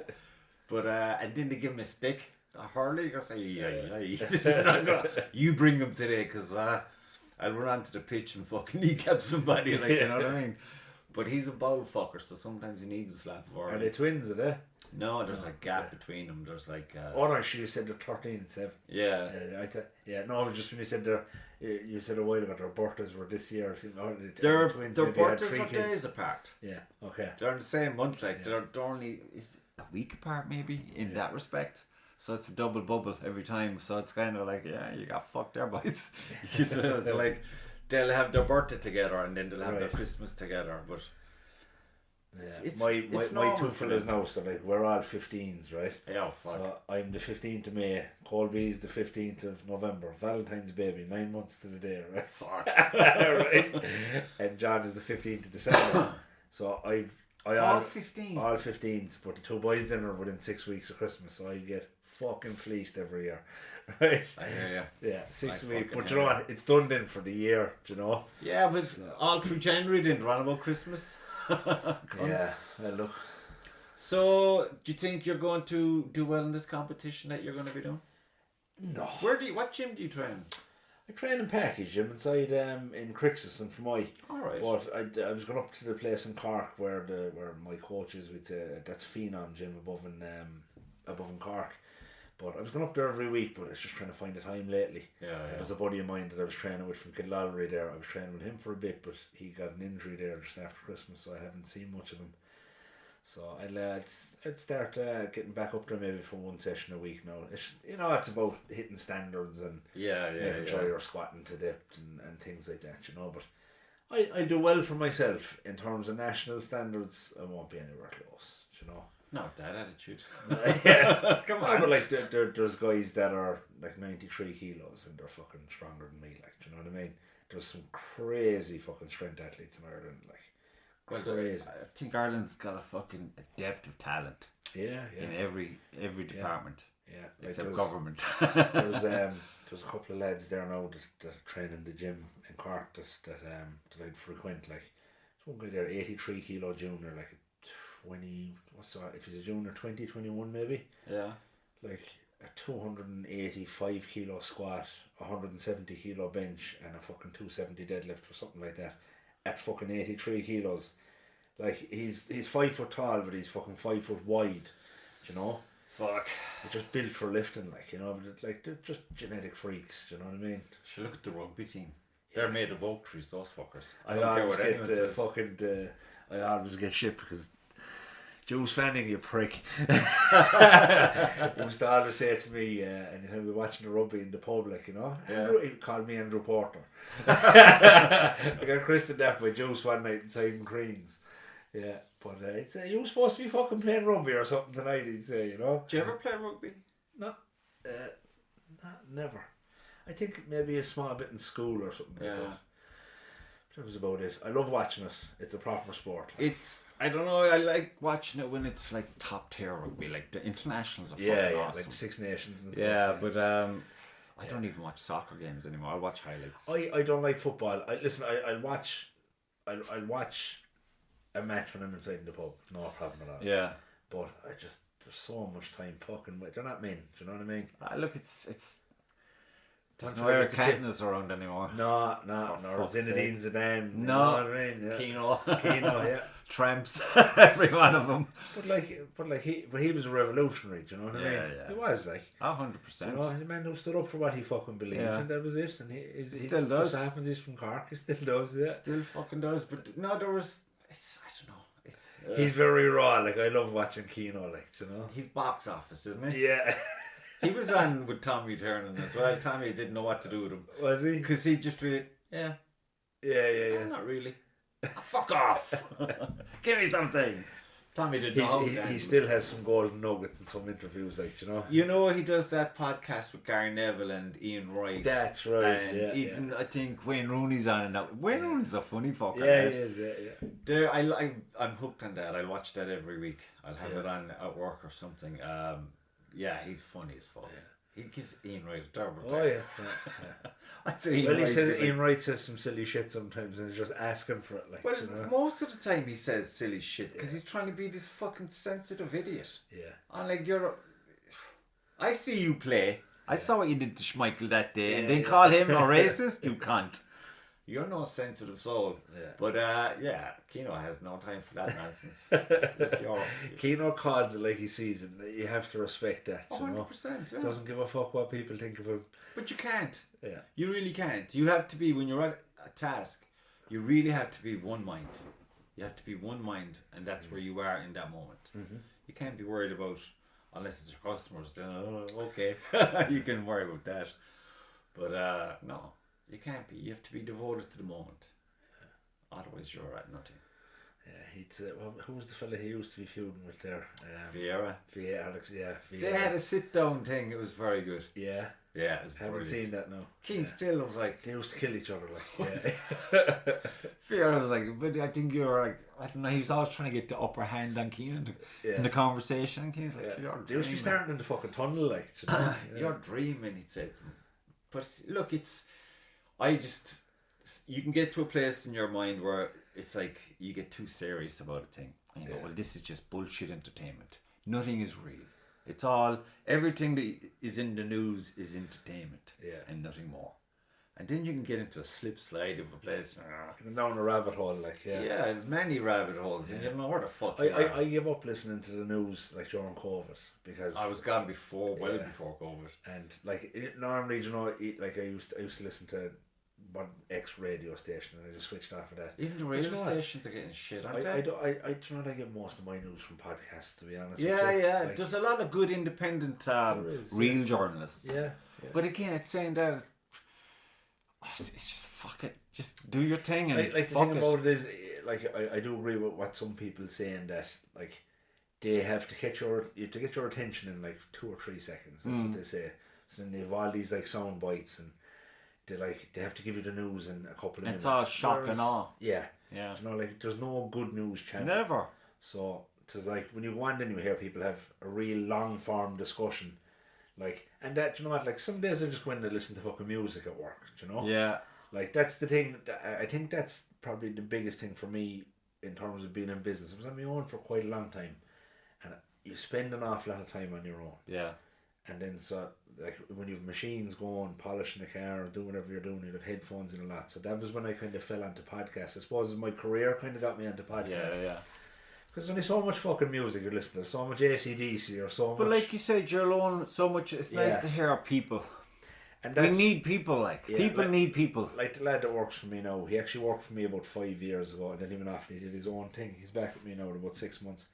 It's actually just great just to have someone there. Yeah. Do you know what the most important thing about it is? Yeah, I'm his boss and all that, but we get on and we have a crack.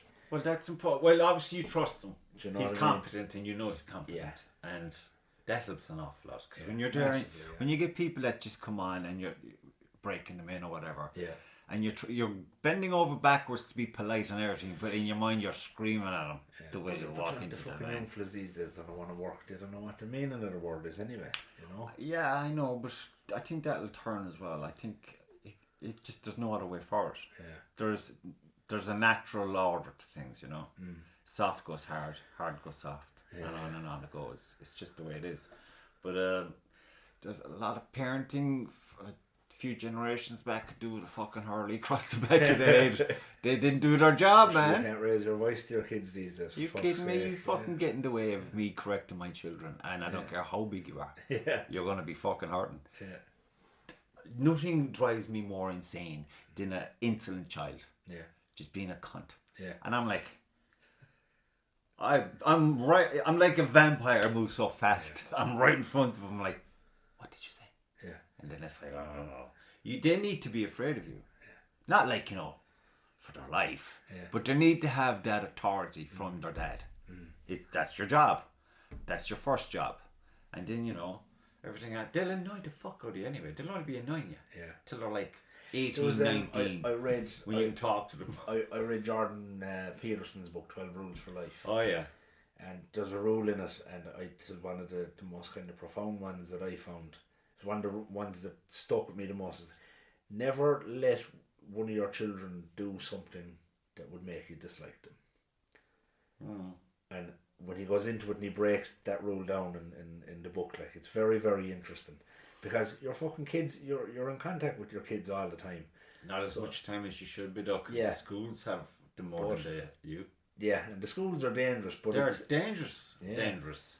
But it's all kind of down to, like, right, you want to like this person and you want this person to like you, so you kind of have to wean them in a way that you have to have some bit of an input in their behaviour and the things they do and they don't do. Well, the foundational part, but I mean, as you know, once you go into the hormone tunnel, it's fucking roll the dice and let's hope for the best. Yeah.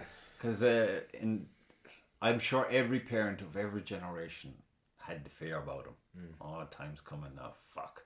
I hope we can still be friends in 10 years' time. Yeah. You know, because after it could be just phone calls in the middle of the night that'll scare the shit out of you. You'd be thinking the worst always. So yeah, it's a trip. Like fuck, I wish I had a time machine. Are you and your family, are you all close? Yeah. You have a big family, so you have 10. Yeah, 5 brothers, 5 sisters. Yeah, I'd be tight. Well, I see. There's a bit of they're spread out, like, you know.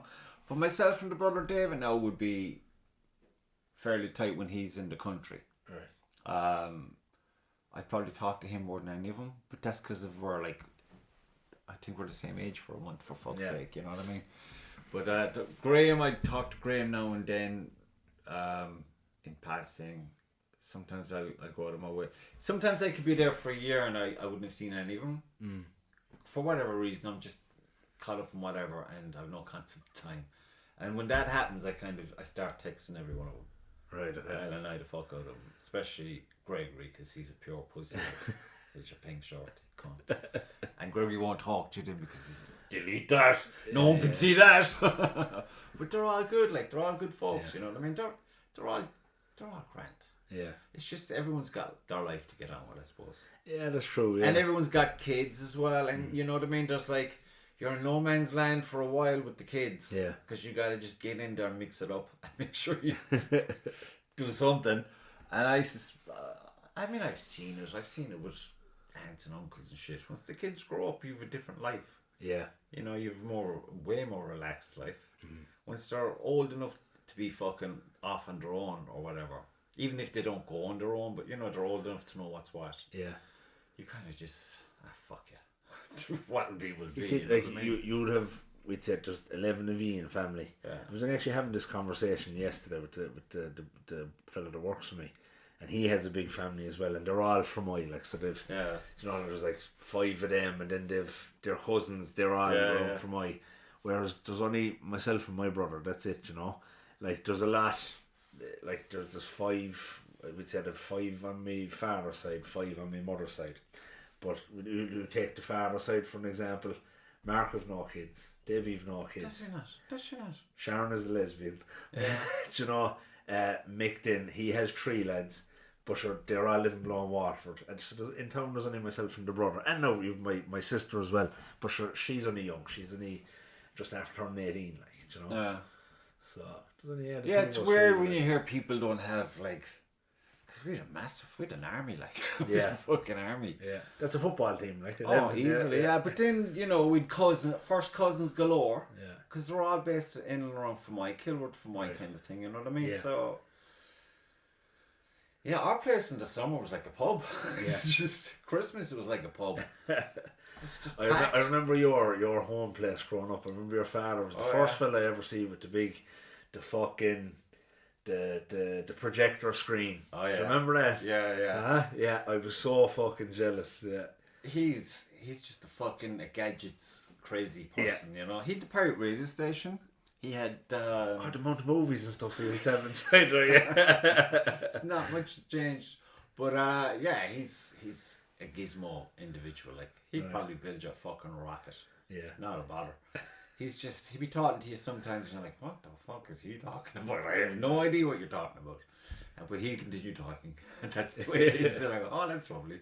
But no, he's David now would be very much the same as the father that way. They're very, because when he got into photography, it seemed to be more about the camera than about the capturing an image. It was actually the technology of the camera. Yeah, and the same with the archery. It's more, he got the most modern bow, the compound bow. Yeah. And he's all fucking, he'd be talking and I'm like, what the fuck are you talking about? Yeah. Put the arrow on the fucking string, pull it back and let it go. There you go. But no, there's a camera, there's a fucking line, and there's this and the level. I'm like, Jesus, it's a fucking bow. Whereas you're more traditional, I'm more fucking airy fairy kind of. I wanna be like a Jedi. I wanna feel my way to everything, and I have my ups and my downs, but I'm addicted. Yeah, I'm just addicted. There's a lot to learn. I'm only in it like 2 years, for fuck's sake. Yeah. I was shooting with lads there at the champs and they're in it 20 years, 16 years, 15. I'm like, fuck me, how am I meant to compete with this shit? Like, these guys are super. Yeah. And I'm telling them every day, I'm gonna beat you, and it's gonna be when you're a champion. So then I'm gonna take it off you, and I'm like, for me, I remember like you're in the archery club. Right? Yeah. I remember a club, and you might not remember this club. It was in Fermoy. It was set up by, do you know Eugene O'Connor? Eugene O'Connor. Down Bridges Street, right next to the rugby pitch. Eugene O'Connor. You know him now, alright. But he set up the club back, I would have been maybe 10, if that, I'd say. The Fermoy Model Car Club. Do you remember that, no? FMCC. I still have I have a toolbox. And wait a minute. Yeah. Do you remember they used to go up to Coleman's in the indoor pitch? They used to race through the RC cars. Was there a fucking ginger lad in that from the sandpit? What's his fucking name? Ginger lad. I can't think of his fucking name, man. I'm shit with names. Yeah. I can see him now as I'm looking at you. Could be, yeah. I remember he was in the Avondale newspaper. Oh, Gavin, yes. Married to Don O'Keefe. Don't know who he's married to, but Gavin. I know this Gavin. I know him. Yeah. They're living over in Rackharry. All right. Yeah. That's right. He's still involved in it. Yeah. He's more into the. I think he's more into the 2-stroke petrol ones now. Yeah. Whereas back in the day it was all electric, like. Yeah. And Eugene had the best setup in the car. Yeah. And he'd the carbon fibre chassis and all that. He was really into this shit now, you know. And I remember I still have a couple of those cars from that time. Oh, really? 1 to 10 scale. I still have 2 of them above in the shed actually, at home. Put them in a glass box. Yeah. But you know, stupid things like that you're thinking but I remember you can't call it stupid if it's captured your imagination. Yeah. I still remember it, you know. It's imprinted on you. Yeah. And then we used to get the little shells for the cars and the fella come in now with a Lamborghini shell or a Ferrari or a Porsche or something, you know, they were the shit I was watching, now that you bring it up, these fucking dudes in America, man, they got these jets and aeroplanes. Right. Kind of like what you're doing with the cars, but bigger scale. And these things fly. Yeah. And they show you they're there's big discussions, and this thing now is fucking easily the length of the fucking room here, and it's way wider with the wings and shit. Right. And it's taken off, and this thing is it's a fortune coming down the runway. Yeah. And it's this guy's toy. and he lifts it up and ba-doom. Like a drone or some fucking thing, is it? Or? It's a model plane with a real engine in it. Right, okay. And they've all the flaps going and shit to just do the whole flying thing. Yeah. And all I saw was crash after crash after crash. And it's like... He just got out. He was there maybe most of his time was setting it up. Yeah. And he didn't get 60 seconds in airtime, and he had like... That's him gone for 6 months fixing that fucking thing, you know what I mean? After I bought the eldest fella a drone there last year, I spent more time crashing the fucking thing. They're nuts, aren't they? Yeah. Sean was showing me his one. Yeah. He's got it out like this, and he goes like up, and it goes up 4 meters, takes a photo, comes right back down, hovers there, and I'm like... Yeah, like my one now that I would have got for the uncle is an entry level one, but fucking difficult enough yoke to master now. I presume, obviously, the more expensive they are, the better they can hover and control. That wouldn't be my cup of tea now. I'd sooner just fucking go down the river in my kayak and just float and go shoot my arrows. I'm very old world kind of that way, you know what I mean? And Farmer's into his kayaking as well. He has the boat awesome. With all the kayaks. Yeah, it's fucking awesome. I love it, but nothing like strenuous. You know, I come against the current. That's okay, but I'm not doing this white water nonsense. That's just where you can get hurt. I get hurt just getting out of bed. I'm like a car crash from my bedroom to the kitchen. 2 coffees later, I'm kind of normal. Yeah. 3 coffees, I'm good for work. But no, I need to be chilled the fuck out. I just want to float. Do you do any sauna or anything like that? No. It's fucking... I've been doing a few of them now lately, as in like going around trying the different saunas and cold plunges and stuff around, like, you know. I never really got into... Oh man, it's good. If I'm in a swimming pool, which is fucking... You'll jump in, like, yeah. Yeah, but even at that, it's like... I don't know, I just... No, not really. I mean, I won't even go into the bath. I just want a quick shower and get the fuck on with it. I'll do my bit of exercise. Like I said, the last few weeks now I've done none, and it's been driving me insane. So I've kind of come to the conclusion, starting like I said, I get this week out because I had Monday off because of the bank holiday, and then it was like recovering from the championships, and I slept in the back of the van, which was kind of uncomfortable, and at the same time I think it nearly killed me. So it's like, get that out of your system. This week was basically survive. So tomorrow now is the start of a new week for me. So tomorrow I'll start with my push-ups again, and I just try to be more moving than not moving. And then I'm going to a shoot on Sunday, which I can't wait for. Another opportunity, because the European Championships is in March, and it's down in Waterford. So I booked that. I'm going to that. Now my plan is to start fucking getting more physical starting from tomorrow. Yeah. Physical, and archery wise. Yeah. So I'm starting to turn the dial. Yeah. Because it's a long time away. So you kind of gotta slowly. And what does that involve then? The championship? 5 days of indoor shooting. You might go in. I think the way they're doing it, because there's so many there, you'll have a full hall in the morning, and they'll all shoot 20 yards. Right. They'll do maybe 60 arrows. Right. So that's 2 blocks of 30, and then you're gone for the day. You come back maybe a day or two later, do an evening one of a different setup. It could be different, like they call it a flint round, so you'll have different distances. Yeah. And then you'll be back again to finish off in your 20. And it's whoever gets the most X's is the winner. Right. Simples. It's not. It's fucking like... On paper, like, yeah. See that bronze medal? Yeah. That was my first indoor championships 2 years ago. Actually. Yeah. And I ended up having a shoot-off with a guy at my first championship, my first shoot-off, Mark Devey, legend. He's a king of an archer, lad. We still have a laugh about it because there was a shoot-off at the championship there recently at the weekend. Mick Seri, another assassin. It's just a fucking assassin. Should be in a video game or something. No, these dudes are fucking just, when they're good, they're so good, man. Yeah. When you're there for the day and you're doing the score and you're doing well and you're like, look at me go, I'm so good. And you're scoring them and like, they're pretty good. And then it's like you don't really move from the 5th line down and they just keep moving. Yeah. And the numbers are just going up and up and up. And you're like, what the fuck's happening here? Why am I not moving? Why are they moving? They're just fucking... And they're the ones having the crack. Yeah. You know what I mean? You're having to laugh with them. They're probably the 20-year guys. Like, oh, absolutely. Yeah. But They be talking about their gear and shit, and you're like, I don't know what you're talking about. But it's like it, you're only 2 years in. Yeah. And like, it's like myself, like when I first started after wrapping fucking cars, right? I'm not joking, man. The fucking amount of film that got thrown into the bin. I know this story. And thousands of euros worth of stuff gone into the bin, and you're there going, there's no cheap way to learn, though.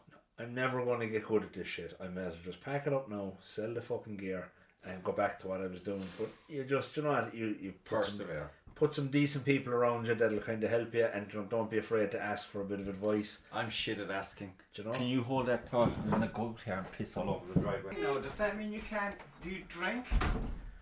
Oh yeah, no, I wouldn't be a big drinker, to be honest. We go for an old session once every 5 or 6 weeks, myself and the boys, you know. Oh, that's fucking joyful, man. Yeah, I don't have that anymore. That's all I do. Do you know what I mean? Like, I'm not able for the hangovers, but it's the time, isn't it? You just have to get up and socialise, right? You know. But like, do you know what? Even going to the gym, that's also my socialising time. Yes. Now I'm there to do a job, but yeah, but people are like-minded are also there. Yeah. And you're in, you speak the same language. Yeah. Yeah, I get that with the archery. I found that now when I started training in the gym above in Cork. You go up and you meet all these lads. It's like we say the gym is fucking 2,000 square feet. It is the strongest 2,000 square feet in the country, like. Where if you have a problem with something, there's someone there that'll give you an answer, there's no one in there. Like, how do I describe it? There's no one in there everyone's out for themselves, but they're out for everyone else as well. They're trying to help everyone. Yeah. So it's not a place where you go in and everybody's like, well, who's this fucking prick? Well, it's usually the people who don't do fuck all are the ones who are talking that kind of talk. But it's like, if you're in a position to fucking help, if you know what the fuck the problem is and you can communicate it to them and help them out, how bad? Yeah. It's nice to be nice. But some people they just haven't evolved yet in that moment, you know what I mean? They're just, or maybe they're just cunts, who knows? There's a lot of cunts as well, you know what I mean? But that Sean was doing, I was looking at his videos of some of the gyms. Dude, I was fucking getting palpitations watching the fucking videos. Yeah. I couldn't go into that room for an hour. See, the shape of him himself, he's on like a training plan and stuff there, or a nutrition plan and stuff, and a training plan with a guy there for the last few months. He's really after shaping up a lot, like. He's a big unit as well, isn't he? He is, yeah. But he's after losing a lot of weight. He looks like he was on the end now the other day shooting some. But all these people are kind of. That big and broad. Yeah, but like Tommy's tall and Tommy's mad into the high rocks and he's a personal trainer and stuff like that as well, you know. His father was always a big man as well, you know. Yeah. But Sean, but you know, I hadn't seen him for a few weeks and then he came in and you know, like you can tell that he's really disciplined, like. Yeah. And he was saying he went from like 120 odd kilos down to 104, like. But he still looks as big. Yeah. Because he's lost it from, we'd say. Properly. Yeah. Do you know what I mean? He still looks big and strong, you know, but I'm fucking delighted for him. I love to see people that set out to achieve a goal and do it. You know? Like me telling all the archers below I'm going to whoop him. And then I get whooped. But I was actually delighted because I got one shot, dude. No one got it. Yeah. We're going up a mountain and it goes way off. And about 62 yards, I think, away on a up elevated target, we'll say. And I was I missed the bunch, but then I was getting the bunch. And I goes, I'm going first. Now we had to trek up here, so everyone's fucked by the time they get to where we're going to shoot. Yeah. And I'm like, I've recovered quickly because I'm in shape, you know what I mean? I'm not. So I was okay. So I was first arrow dropped just at the foot of the backstop, we'll say. But my second arrow scored a 4. It was like that fucking much off an X. I was totally stoked, but one of the assassins saw it and then they were surprised it was me because no one else in the team got it. Right. So I was thinking that was the highlight of my weekend. Like, hey. So, but no, it's good to have something, you know, that gets you out and gets you doing something that isn't work. Yeah. Even though you keep talking like, well, I got to work on this, I got to work on that. It's still not work. But then again, is work even fucking work anymore? Like that was the thing. Like when I started, like it started out of just something I liked doing. you know, and then snowballed in you. it snowballed, and then it became something. But you know, I'm always very careful to not let it become something that, like, because I've had moments where I'm like, you know what, I just don't want to be here today. Burnout, like. Yeah, you know, you have to be very careful that you have to balance it a bit. It sneaks up in you, doesn't it? Fuck, does it what, you know? Then you're walloped for 6 months, you know what the fuck's going on. Yeah, and I remember for my partner at the time pointed out to me, I think it was 2021 or 2022, I booked out every single fucking bank holiday that year for work because I was using the wrong calendar. I was literally using a stupid calendar app that didn't have the Irish bank holidays built into it. Alright. So like on a Friday, she'd be like, what are we doing this weekend? They'd be like, you know, like Saturday this and Sunday this, and Monday's a fucking bank holiday. And I've it booked. And then there, do you know, like stupid shit like that. Like, there are things that I look back at now and they're like, you know, but I take my time now, and I you know, just, you can't even put in. But there, I think there's times when you're... I've slept in my workshop, like, I've slept there. Yeah, I wouldn't be doing that. Yeah, I wouldn't be doing that for nothing. Maybe my heart's to do it, but that's it. That's for me. But it's, I think, you know, you do burn the candle at both ends in the early years. Yeah. Of when you get, because you're scared shitless, you'll fuck something up. Yeah. And you want to double check everything, and you're... I remember I used to come home from, and I could be driving for nearly 2 hours to get home because I was going all the way up the country. And I get home, then I'd have taken loads of photos when I finished. I'd have photoed in the morning when I started, and kind of photos through the day. Yeah. Of the work. And I get home, then the first thing I do is I need to have a coffee. So I go into the back room there, and I'll have my coffee, and I'll be scrutinising every fucking photo.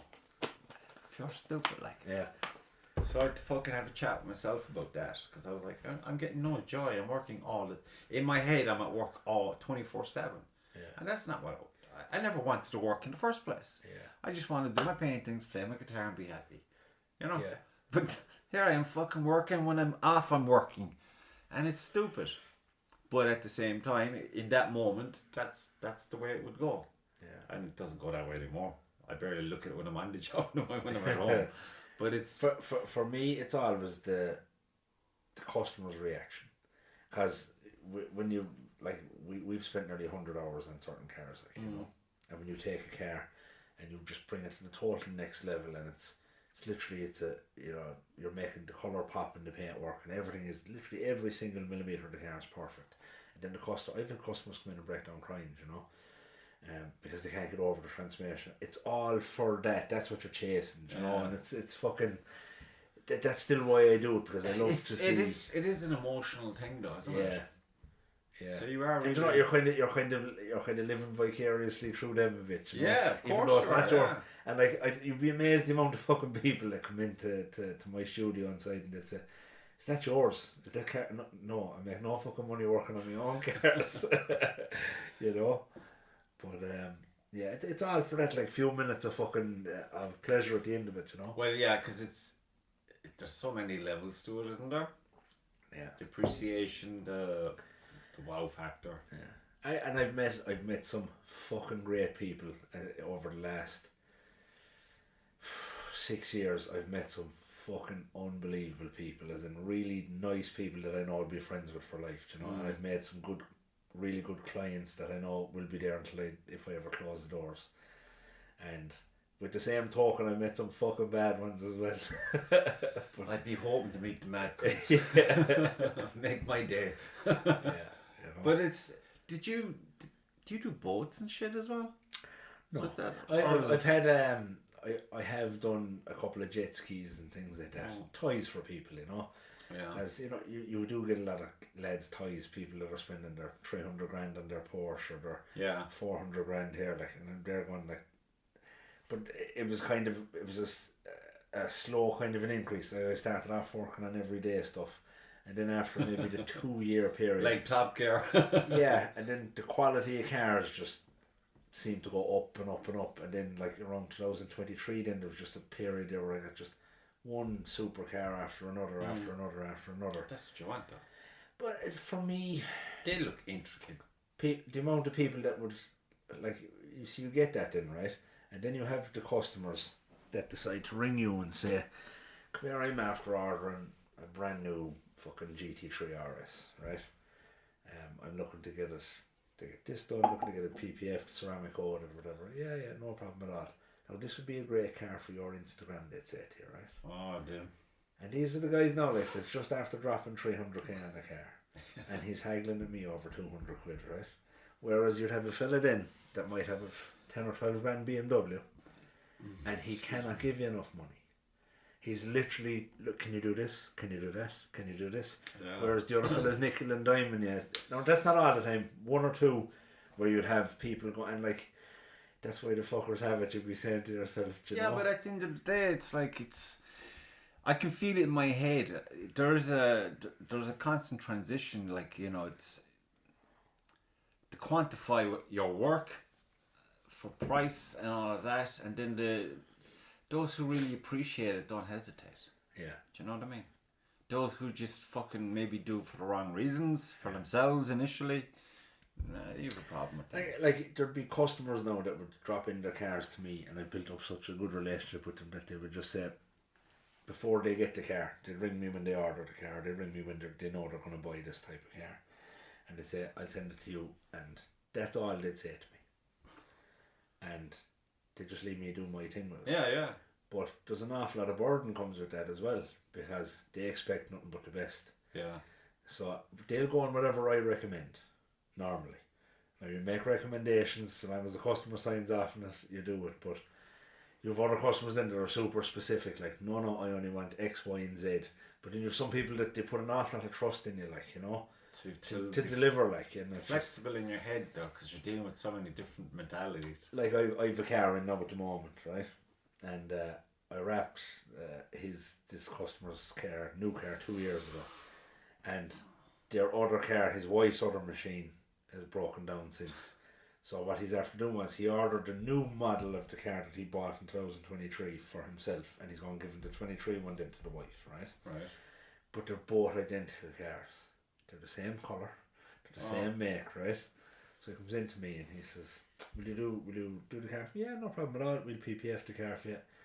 And I just says, they're the same car, you know? He's like, yeah. I said, why don't we make his and hers like? And he was like, oh, what do you mean? I said, your original one is glass paintwork. I said, we'll do a stealth conversion on this one, and you'll have, her one will be glass and yours will be the same car, but it's going to be satin. And he go, you can do that? And I was like, yeah, do it. I was like, and I sent him a picture of what it would look like, and he was like, done. Do you know, like? And is it very noticeable, the difference? If you the two cars there, you know which one is yours. I'll show you pictures of the before I go. Yeah, that's very noticeable. That must be very helpful. I mean, because on two different occasions now, she'd have a car. Yeah. And it would die, so she'd go and get another car, but it'd be identical. Yeah, same car. Colour, fucking nearly the same year. Yeah. On two occasions, was it her Hyundai Jeep, and with some fucking Nissan Almera. She just really, it was a low to the floor fucking thing. I had, what did I have? I had some Opel something, and it died on my way to work. So I got this one off the guy who brought my car to his garage, and so I prefer vans and Jeeps. That's kind of where I am. So me in a car is like, great babe. You know what I mean? Yeah. Like, oh, I just don't like it. I feel like I'm skateboarding. Do you know that kind of way? I just prefer to have fucking a Jeep or a van. Yeah. But these cars, I used to always love vans, right? And I've had a fair few on today. I'll tell you a funny story. Years ago, what was it? Maybe fucking, I was green, 18 I'd say at the time. Yeah. And I bought a Mark II Golf. Remember a Mark II Golf van, right? A van, right? She did the Mark II Golf van. She did set a TSW alloys underneath it, right? 92 WD fucking 913 or something was raised with. But I was the shit, like. Do you know what I mean? And I paid like 200 quid for the upgrade. Tell you the funniest story ever, right? And one of my buddies was a DJ at the time. And he rang me one night. He says, I'm DJing up in Ballyhooly. He said, will you come out and pick me up? He said, I'm after. He drove out, was DJing. He was supposed to drive home, but got a few pints thrown up in front of him anyway. And he ended up having one too many. He said, could you pick me up? So I flew out in the van. I went in, sure. I ended up having one or two myself. Floating I was. At the back teat now I was with the fucking drink, right? So he says, come on, we'll go into town, we made the nightclub, like, you know.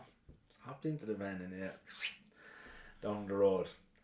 We're laughing. I remember he had these 2 fucking legs up in the dashboard of the van. We were laughing and hollering inside in the van going down the road. But every way, he was saying something to me and my eyes were off the road. I was looking this way. Oh no. And next thing he looked forward and he goes, oh fuck. We drove over something, went over this bump, right? And right on the old Ballyhooly road. And next thing, the 2 of us were kind of looking left. And next thing he looked ahead and he went, oh fuck. All we saw was 2 back legs of a cow. Right? Oh, fuck. Straight into the back of the cow, right? The cow mangled the front of the van, went off over the roof of the van. We stopped, got out. The fucking thing was bucketed like an accordion, right? Oh. Blood and shit to come to the side of the road in bits, right? I says, will we call the fucking cops? Get the fuck out of here. He said, we're locked. He said, right? We hopped into the van, drove to Fermoy, didn't go into the town, pulled up by the Protestant church. Yeah. 2 of us got out now, suited and booted. He says, come on, we'll go to Caesar's. He says, right? Off over to Caesar's we went and danced the fucking night away, drank the night away. I was living in an apartment above the fruit and veg shop at the time. And the following morning I woke up, I was going out with a girl from Ballyhooly at the time. I said, come here, any chance you go over and collect the van? It was over to Protestant church, like, you know. Yeah, no bother. And the front window of the apartment was looking out onto the main street. Right.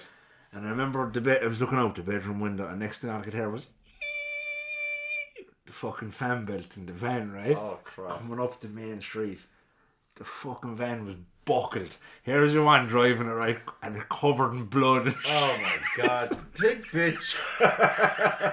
What'd she do? Drive it into town? I said to her, just go over and collect the van and left it at the Protestant church. Like, said nothing. She was around the corner, lads. The van was wrought off. But it was still running, like, do you know what I mean? Yeah. Oh, we'd some crack in that fucking thing. No, I used to be a pure snob when it came to the vans. I thought, no. And then I got one. I love vans. They're so practical. Yeah. They really are. They're super practical, but I just have no luck with them. There's always something wrong with them. I drive them into the ground. Yeah. I have 5th gear now somewhere between Ballyhooly and Glenwood. I heard it rattle. The transit, is it? Yeah. So I'm jumping from 4 to 6 and 6 to 4.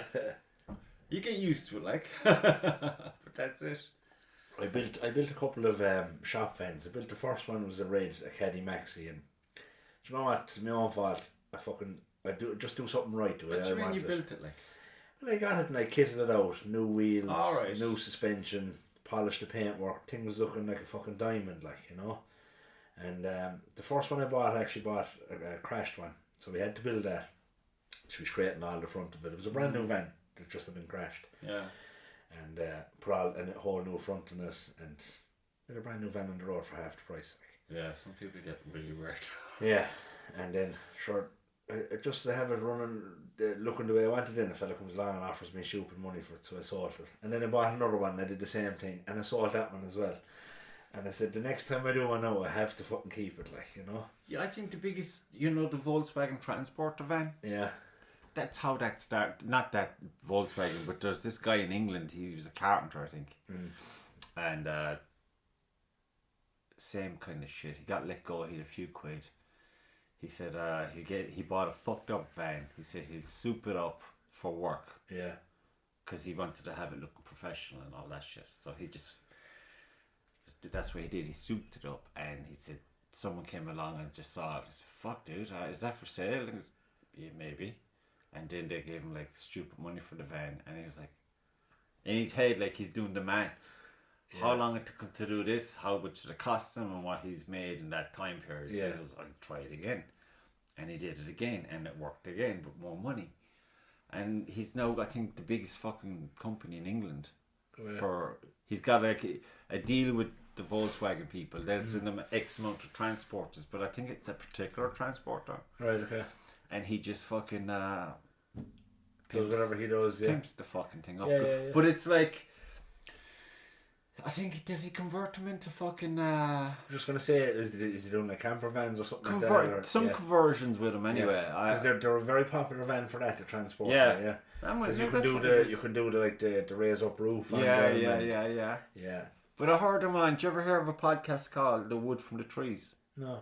Oh, Dave Cuddy, fucking some mad. Oh, he's an Irish guy, isn't he? Yeah. I think up around. I have him on Snapchat. I think. Yeah. He's a funny dude, lad. Yeah. He had this guy on. I forget his name, but it's on he's on Spotify. Yeah. Dave Cuddy, The Wood from the Trees. He's very good, man. He's very, very relaxed. I don't listen to a whole pile of like Irish stuff. I was exactly the same. I do your one there, Crime World there. What's her name? Teresa something. She does like the Crime World podcast, talking about she picked certain fucking crimes in Ireland and go through them. Or she Jerry the Hutch on there a few months ago. Oh, I know this. Or the monk, sorry. Yeah, she was on with Nicola Tallant. That's her name. Nicola Tallant. Sorry. That's the fucking guy who'd be on with Ian Dempsey doing all the voices. He's a podcaster. Yeah, anyway, and he had her on the podcast, and she was Nicola going on Tallant. Yeah. Some of that is very good now, but do you know what I'm fucking big into? And it's all I love history. Yeah. So like I did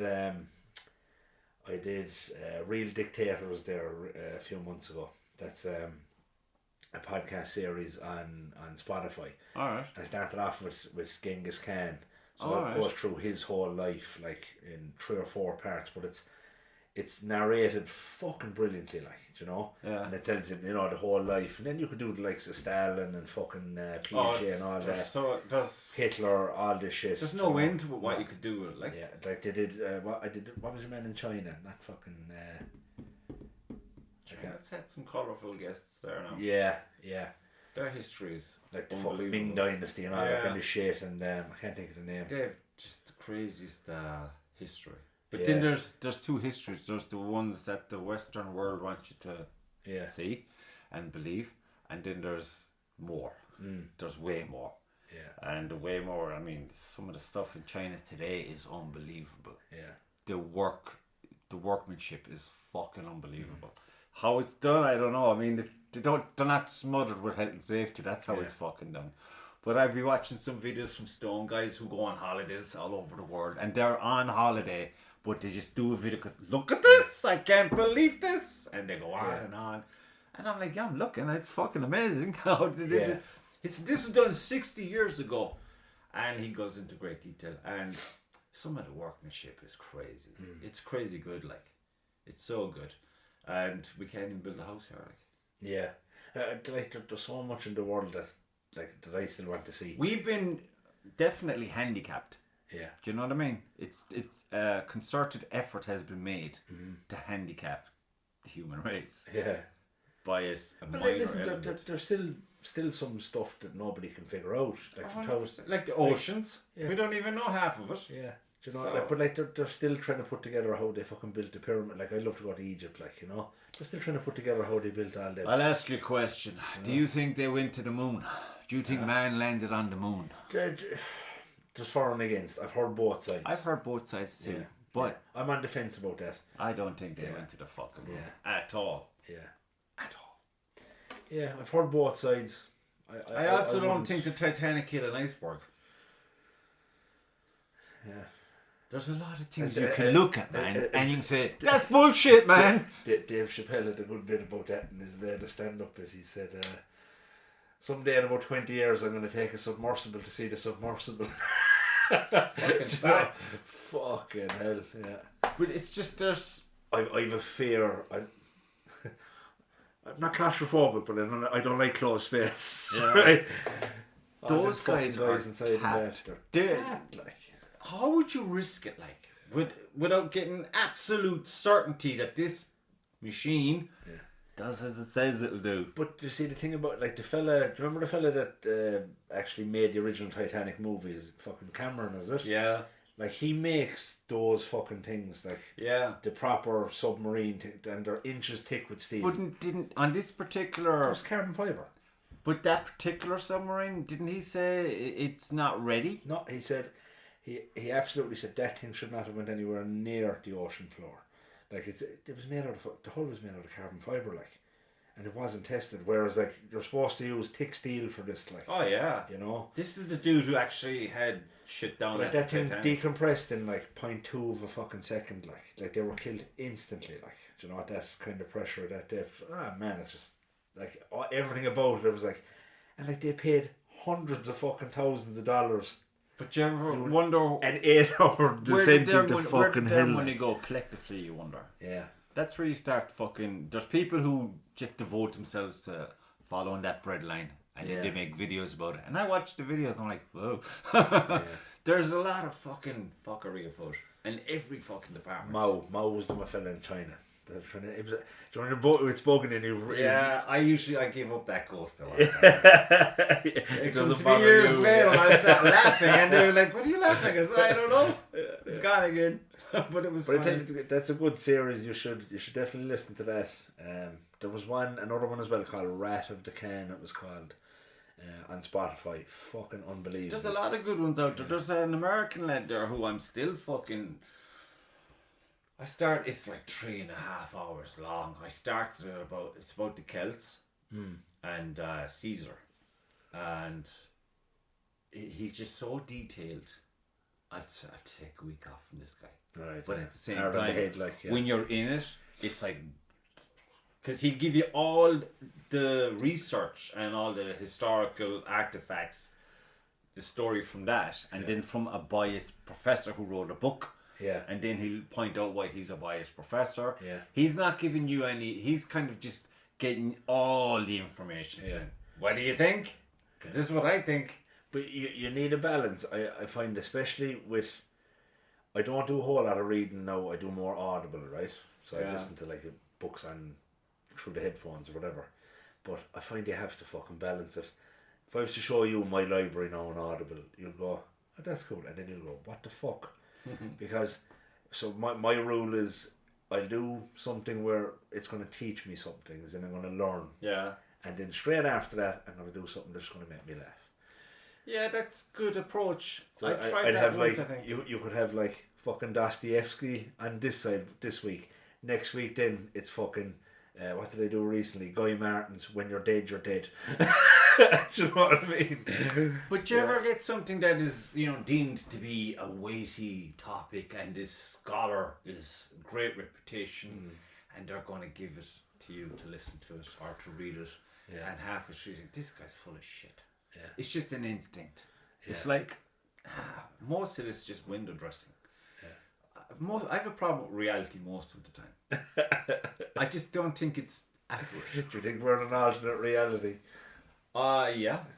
100%. I think if I go back 30 years, my idea of, even then I had questions and suspicions, but now it's like, fuck, I was right. This sucks. The good guys lost. There we are. And it's a free-for-all at the moment. Yeah. For the last 10 years. You're not a flat earther, yeah? I don't know what I am. I wouldn't dismiss it.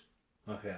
But I also wouldn't accept it. Like, I wouldn't dismiss the globe, but I wouldn't accept it entirely either. And you're kind of made up about the whole moon landing. 100% did not happen. Yeah.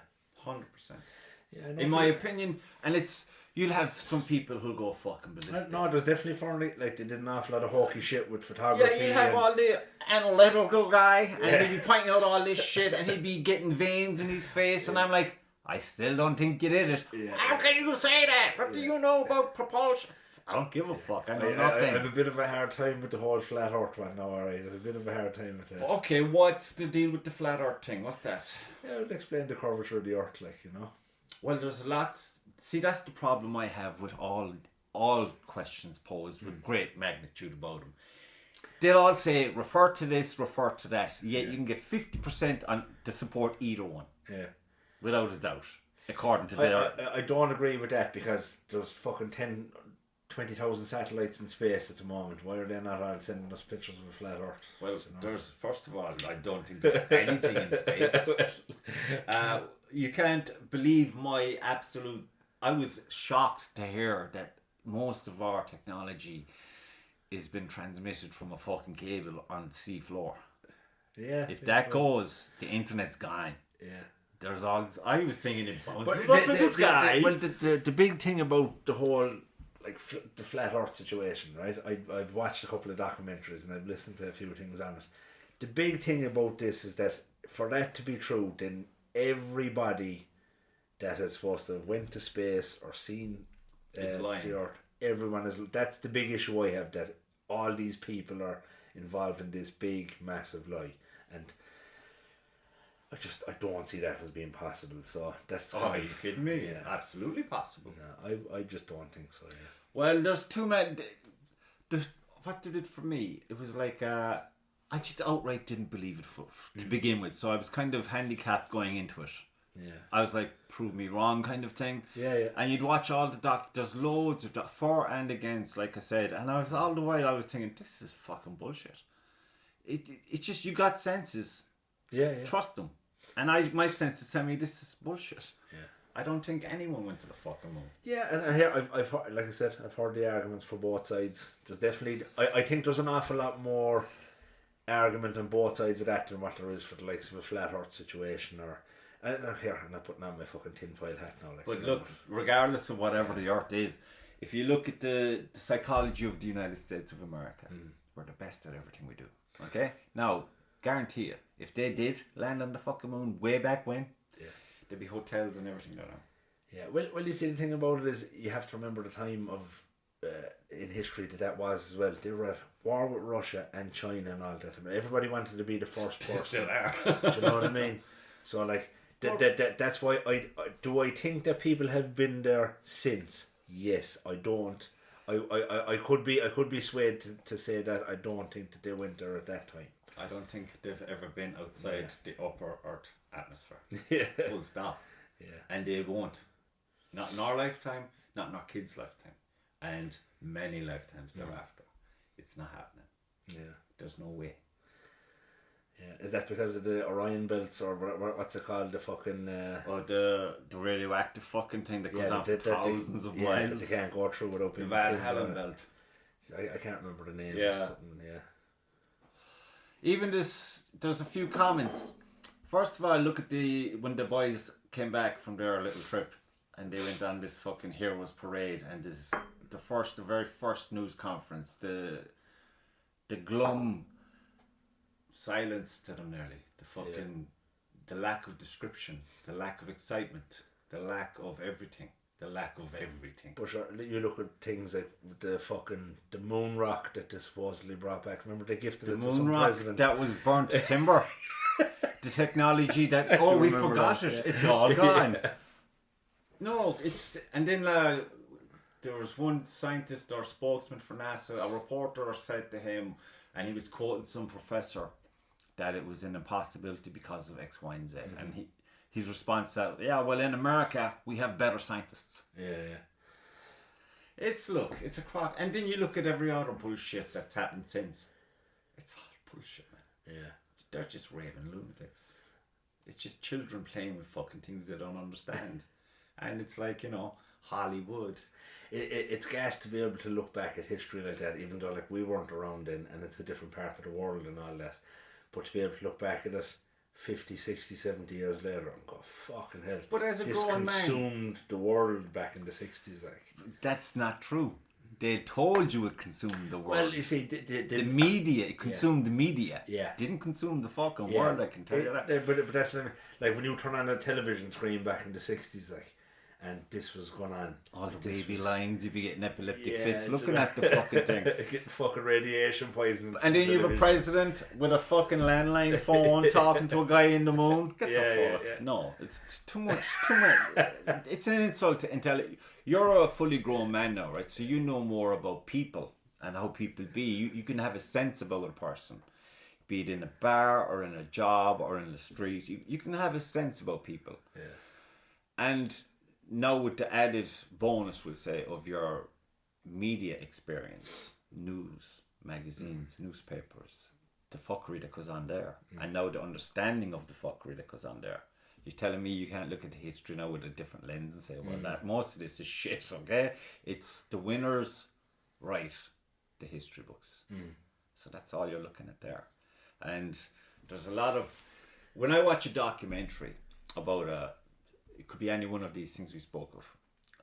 you can watch one that might say, well, it's all for it or it's all against it. Now, my rule of thumb is, okay, I'll watch one and then I'll have to go and look for one on the same topic but from a different angle. From the other side, maybe. Yeah. And then, you know, you end up fucking going through every documentary made on that particular thing.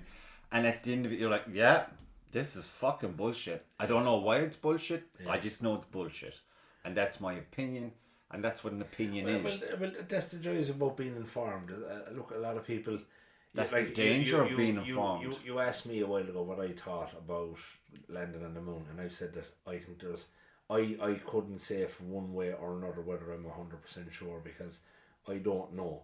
I've read bits from both sides. I've watched stuff from both sides. If I asked you to trust your gut, what would your gut tell you? My gut would say that they did. Right. But not then. What do you mean not then? Yeah, I don't think they landed on the moon then. I think we've gone there since. Okay. Well, I would say that because I think there was just such a rush at the time for America to beat everybody in the world that's what would make me say that. Now, I could be swayed one way or the other. I think this is why they dropped the nukes on Japan. Yeah, you know what I mean? We're the boss, okay? No more of this bullshit. Do as you're told. You know, but like there's so much fucking media these days and everything. Like that's because there's a war going on. You've the old school media is dying. Yeah. And it's doing everything that is they're morally bankrupt now. Yeah. Because they just want to survive. But I don't think they're going to go away either. I think what's happening is it's like the waves. You know, it's just they're in the crash, boom, bang moment, and then everything will go back to normal. Yeah. It's just the balance will be reorganized. Yeah, there is definitely a paradigm shift there with where people are getting their information these days. You know, people are starting to get more clued in and actually not trust the mainstream media. Yeah. And I do think it's a good thing because they fucking brainwash people, you know. But that's exactly right, because if you're going to be consuming your news from one particular channel, whoever owns that organization has an agenda because they're business people and it's all about the money.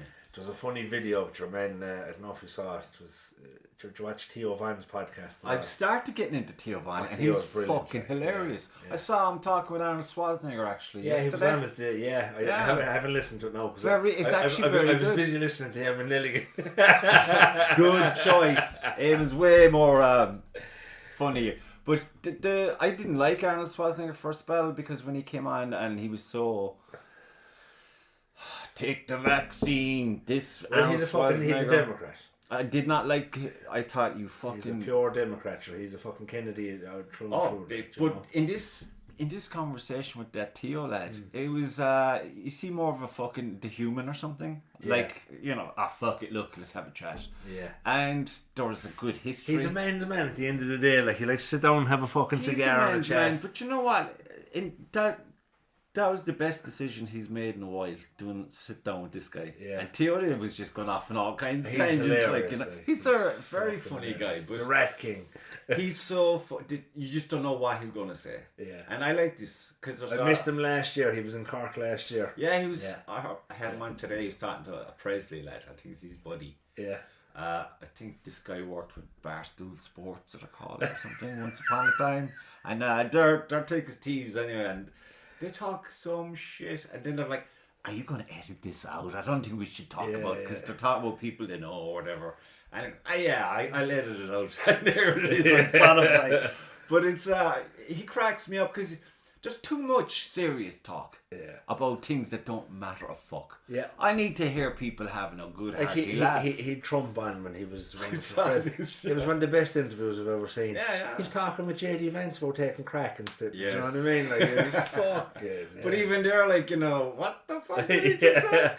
Because Trump was very interested in it because Trump never drank or took drugs. Yeah. And it's just like and he was like, I thought it was fucking hilarious. It's so contrasting. It's always a massive contrast between him and whoever's there. Because you know the normie is coming into the dude. Rogan loves having him in. You just don't know what's going to come out of his mouth. I've seen some beauts with him. And there was like there's a few clips on YouTube where it's like 20 minutes of Theo Van and Joe Rogan or Joey Diaz. You watch Joey. Joey, I like Joey, but sometimes he can get a bit crass for me. He gets a bit too much. Yeah. He piles through like. Yeah, I read his book. Yeah, The book is what it is. The title is tremendous. It's fucking brilliant. I don't doubt it. His whole life is a splendid movie. He's lived the life, yeah. But he's sometimes. The last time he was on the Joe Rogan, I haven't watched it all yet, but there's a part where he's a bit of a fuck you to Rogan, because Rogan's gone on about shit that doesn't concern him. Yeah. It's not going to affect. It wouldn't affect our life. Yeah. It's like you and me talking about some faraway place with something we know nothing about, and it's like, ugh, I have to get up for work in the morning. I haven't time to be worried about what's going on in this faraway imaginary place. You know what I mean? What I like about him is that he it's exactly the type of stuff now I would put on when I'm looking to just de-stress. Yes. I'll find 20 minutes of Joey Diaz's funniest moments. But he is funny, and it's his stories are. I think he's one of the funniest. No, you can't believe all the stories because they're. I don't know, man. He's that kind of guy, isn't he? But he's just the type of fella that, like, you wouldn't be surprised. No, like there's some stuff there, and it's fucking. Sure, that Theo Van was in a fucking cult. Huh? Yeah, that's right. He was in a cult. Because what were you doing in a cult? I was just seeing what it was like. Do you know what I mean? They've just these fucking. He tells a hilarious cocaine story about. You heard the story when he was in the apartment by himself, and he was off his game on fucking coke. And what was it? Yeah, he was off his game on coke. He said for a couple of days. He was on a bender, like, and then he got a figure. He started lifting a few weights. Oh Christ! So he lifts a few weights and he puts on a vest and he's feeling good. So he decides he'd make this big fucking protein shake. So he makes a protein shake and turns on the blender, and next thing he thinks he hears something out in the hallway. Oh, it's his landlord, is it? He walks out to the hallway, there's no one there, locks himself out with the fucking blender going full whack. Oh, he has to go down to the landlord and knock at his door 2 o'clock in the morning. And the fucking blender. Oh, he's fucking brilliant. Because I remember seeing a few clips from maybe a year ago, and I was thinking, this guy's branded. Because I was just in a serious place. His last stand-up special is brilliant. But I actually have him in my playlist on Spotify now. Yeah. You know, I'll have to listen to at least one of his a week. You know, because there's a crowd down in Cork as well. I start to listen. They're just funny. Yeah. R.A.D. they're called. It's he was an Olympic something or other. He won an Olympic medal for something. He's retired now. I think he's a coach now, and she's a comedian. They're funny as fuck. Just to hear the banter between the two, you know what I mean? Yeah. So I've gone through so many subjects and topics. Now I'm more interested in personalities. Yeah. Personalities and emotions. They're kind of my things now, and music. But can't be good music. Music is, I love. You know, I'm listening to a lot lately. You know, what's the guy who did the Batman trilogy movies? Which, Christopher Nolan? Yes. Yeah. That dude has some taste for music in his movies, man. Yeah. I've been, like, nearly all, what was the fucking, there's the Dune movies, there's a great soundtrack in them as well. The Dune. You know, there's part 1 and 2 is done. I think they're waiting on part 3 or something.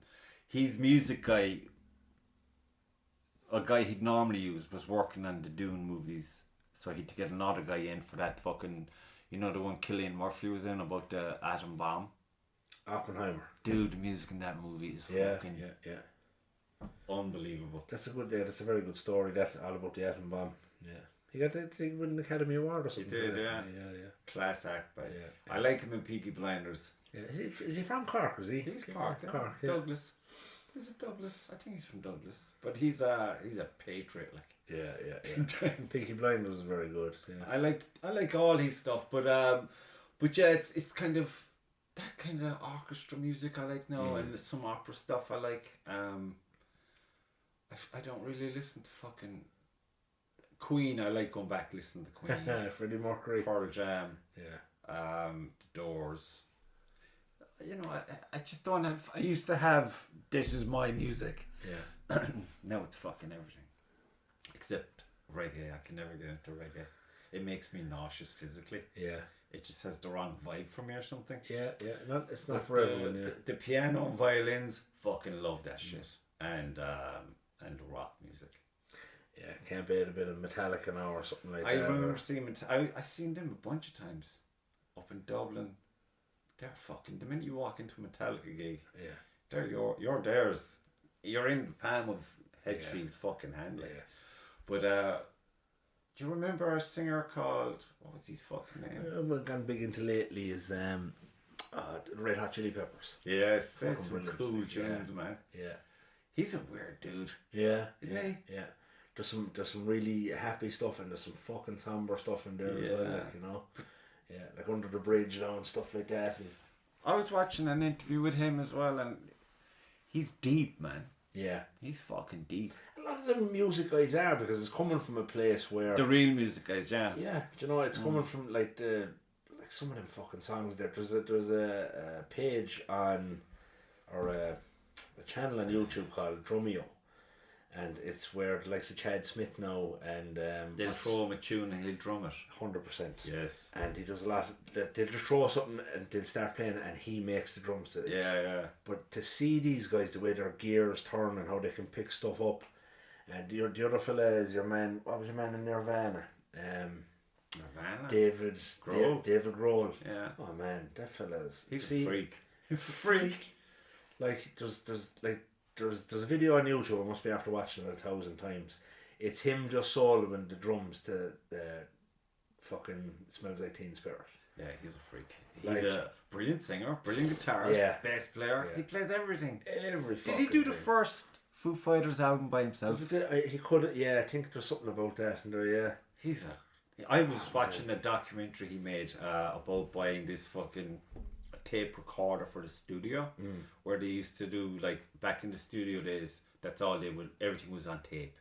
Yeah. And this studio he worked in, like, way back they were closing down, and he was offered, like, the opportunity to buy this. So he built a studio at home just to buy this fucking thing. And it was all about that and going down memory lane, and at the end of it, then Paul McCartney shows up at his house for a jamming session. Oh, yeah. Paul McCartney's off his tits. He's fucking bouncing around like a fucking 18-year-old. Yeah. With the guitar, like, and they're going full tilt. Yeah. Fucking mental cunt. But it was very good. I love that kind of thing. Yeah, and do you know how very talented that is? Like the two boys, the fucking Oasis. Yes. Like I prefer Liam. Yeah, I'd be the same actually, you know. But I watched a documentary there recently, like that was just like for the fucking talent that they had. It's such a unique sound. Aren't they doing a reunion tour soon? They're fucking saying every time they say that, the boys end up falling out again. And I think maybe 2 or 3 of Liam's albums, his solo stuff. Yeah. And I don't know, it's like he used to annoy the fuck out of me, like. Do you know what I mean? But when he's singing and stuff, I listen. Yeah. I like it. The one with Eric Cantona, when he got Eric Cantona in the video for that, I was like, well, and he's a Man City supporter, like. But he said, yeah, I might be a Man City supporter, but Eric Cantona is a legend. I think Cantona is the king. I was brought up by, like, listening to that type of music now, and then like some fucking TV shows. Then like, what about The Verve? Did you ever listen to The Verve? No, the drugs don't work. That's before me. You know, it's you're showing your age, you know. Oh, dude, I'm ancient. I'm so ancient. But like I said, the father had a pirate radio station, so I was listening to music. I'm like, are they gigging? They're dead. But it has to put back on some of the older stuff they would have had when you were younger, and kind of it brings you down that road again. You remember where you were when you heard those things. You know? The food that you liked at the time. All the smells. Yeah. Music is magic. Yeah. It really is magic. It's gifted, That's why I don't like the fucking X Factor cunts. Yeah. Fucking everything up. I would never let anyone listen to my gym playlist, because they'd come away and they'd think, this fella should be in Sarsfields, like. Do you know? That's what they'd say, because there's such a variety of stuff on it. Some of it is kind of fucking heavy metal, and other stuff is maybe R&B, and you have a bit of love and a bit of softer stuff in there as well. The argument. Yeah. Do you know, there's just it's fucked up. Do you know what I mean? But I mean, we're humans. You know, we're complex. Yeah. You know, we go through a variety of emotions in a moment. Yeah. You know, we're schizophrenic now. So you gotta. I'm not really one for hiding shit. I like to just let it flow. Yeah. Whatever it is. You know, if there's someone has a problem with it, the better hope it's the happy mood. I used to be like that, as in I was afraid. I always thought I was a prick. You know, Well, so we were I told thought, plenty of times we were. exactly. Yeah. So I always kind of tried to keep myself to myself as much as I could. No, But that was not my do you know what I mean? attitude. So I mean, the last maybe year or two, I'm only getting some bit comfortable being with myself and being in my own skin, I suppose. Can you not say you love yourself? No, you see, I fucking love myself. yeah, it's just one of those things. I think I am a god. Fuck ye. I think when it comes down to mental health, like I would have. I don't like the word suffer, but You have to suffer. yeah, It's but part of the whole thing. you know, there's been a lot of times in my life where you've been kind of questioning, oh, Jesus Christ, that was a dark period, or like I fucked this situation up, or this relationship up, or you know, I should have said this when I didn't. I should have yinged when I yanged. You know. Yeah, but that's easy when you're perfect, I guess. But no one's perfect. Yeah. Look, You got to roll with the punches, man. yeah, Take and it it's on the only chin. kind of the last year or two I'm starting to see that I'm kind of starting to be more comfortable in my own skin. I suppose I was kind of put in that situation where I kind of had to be. But certainly the last couple of years being at work on my own wasn't really. It wasn't easy, you know, spending so much time on my own. But I have developed where I'm in a place in my life now where I can kind of say I'm actually okay being on my own. Yeah. Whereas for a long time I needed someone, or I needed somebody to nearly kind of fill my cup up, you know. Yeah. Yeah. Whereas I'm not like that anymore as such. I think I that's- divorced that psychology a long time ago, because it's like. Yeah. I'm own. only after the divorcing it, you know. And But can you laugh at yourself? oh yeah, I do. Yeah, I Because definitely can. that's a good thing. But I'd be my own worst critic then as well. So Well, I'd that's be the part- hardest on myself. Yeah, as well, that's good as well. yeah, They're all good. yeah. But it's I suppose when you're trying to feed the voice in yourself that's saying, "You know, no, you actually did a good job today," or you know, give yourself a pat in the back. Yeah, because always the negative shit, you know. You fucking take cunt. What the fuck are you doing? Yeah. That's usually what It I'm dealing happens, with, man. But you gotta point the finger and say fuck off at you, like. And look, you gotta have that kind of, what do they call 'em? A marriage. 'Cause it's just, it's like the fucking couple in Father Ted in the shop. They're all lovey-dovey in front of Father Ted. But when he's coming into the shop, she's got a fucking knife up to kill him. Yeah. So you gotta be. I don't know. Look, I like being extreme in my own head, because that's the safe place, and that's the battleground. And it's like sometimes you just gotta sit in it and fucking bleed out, if you will, metaphorically, and just fucking say, oh, so that's what that's like, or envision what you might think with the worst case scenario. How will that affect you, and then live it like a method actor, you know. Yeah. And then just say, because you might surprise yourself with things that will pop into your fucking noggin. Yeah. Oh, it's not so bad. Worst thing, you die. Oh, that sucks. But doesn't matter, you're gone. What the fuck? I mean, I've got a 6-year-old quizzing me every goddamn day. The most stupid fucking questions, and I'm like, I don't know. Leave me alone. So it's like, no one fucking knows. That's the trick. Nobody. Don't look for the fucking adult in the room, because it's you. Okay? And sometimes, it's okay to be a child. Yeah. It is. It's fine. Fuck them. Fuck them. You're going to be dead soon enough. So 100 years is no time. It's a second on the clock. Like. Yeah. So we're deluded. You could be dead any fucking time. Yeah. So don't forget that, and enjoy every little victory you have.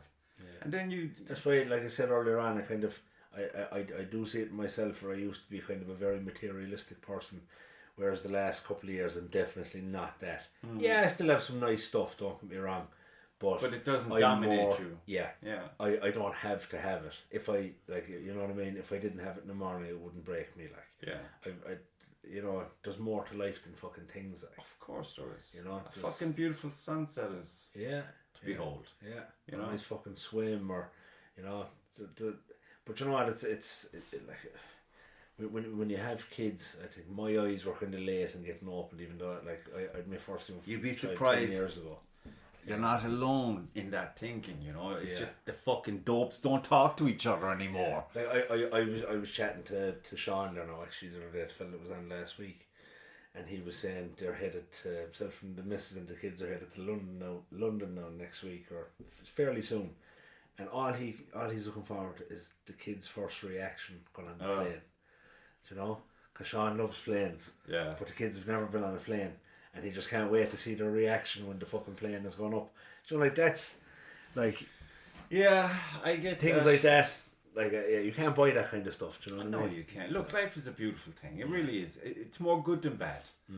Turn off the radio and the TV and it's even better again. Do you know what I mean?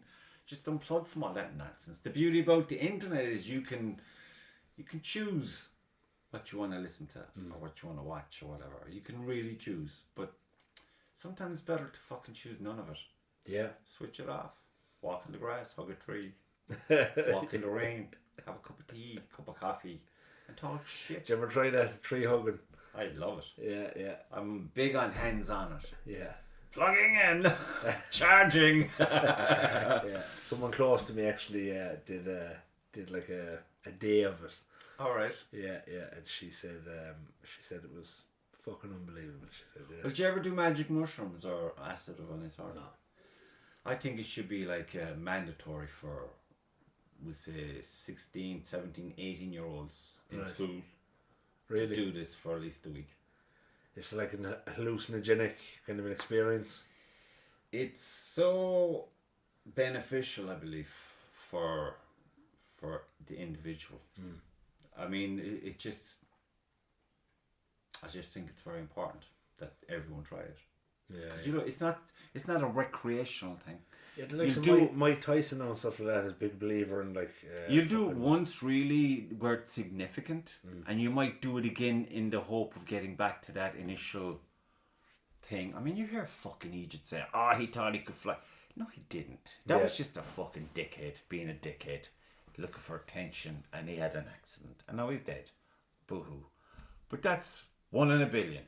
You know, you get I just think if you look at what's made illegal and what's illegal, there's something fucking dodgy about it all. You know what I mean? And I just think, magic mushrooms. I heard someone say, I can't remember who, and it was Jermaine's name, the Netflix series on Ancient Apocalypse. What's his name? He was on the JRE now a lot of times. He was on with Randall Carlson there. But he was saying that he believed that to get into politics, he believes that everybody should have to do. I believe, because if 12 there'd be no ayahuasca politics sessions. A generation there'd be zero politics. Yeah. It would be so transformed. It would be, because politics isn't for the people. It's about containing the people. It's not your benefits. They're not interested in your benefits. Like, no, that's a small club and you're not in it. Yeah. So it's like, just do your fucking thing, man. Yeah, no, I've never tried anything like that. But I know a few people that have now, and they've, like yourself, they've come back and said the same fucking thing. They said it's an eye-opener. Like, there's some people might didn't think acid, man-made shit is... No, you gotta go natural with this stuff. Because you're literally like a monk in your philosophy and your your perception of you and your place in this place and all of that. And there's so much that doesn't matter. You know, it's Graham Hancock is your man's name. I'm trying to think of it. Oh yeah, you know him. Yeah. Kind of English dude with old guy with the glasses. Yeah. He's a Indiana Jones kind of guy, isn't he? Yeah. He's mad, but I like mad people. Yeah. But I like to say you're fucking mad. You're tapped, and people shouldn't be getting all over the shape over it. Yeah. It's compliments, like you know. People are too sensitive anyway. We'll try not to be like that. Fuck try. It's too fucking we're a few hours in. We're on the home run. Do you want to say anything about your business? And we make some fucking ads and fire them out there? Yeah, sure, I suppose. It's not like I come on here not knowing what even we were going talking about. That's the best way to come on. You know what I mean? And a buddy of mine said to me, "What are you going to talk about?" I said, "I actually don't know." I don't even know anymore about I myself. I said we could talk about business, we could talk about fucking life. I said, Just having the chat, man. Just having the chat and the crack, you know. No, but I suppose, yeah, look, my business, R.A.D Detailing, that was it, from my county Cork. Everybody calls it fucking R.A.D, right? I thought, I bet you did. I did. I was like, R.A.D? But Okay. there's a funny story behind that, because everybody says, hello, is this R.A.D? And I'm like, yeah, so long as they're saying it, I don't care.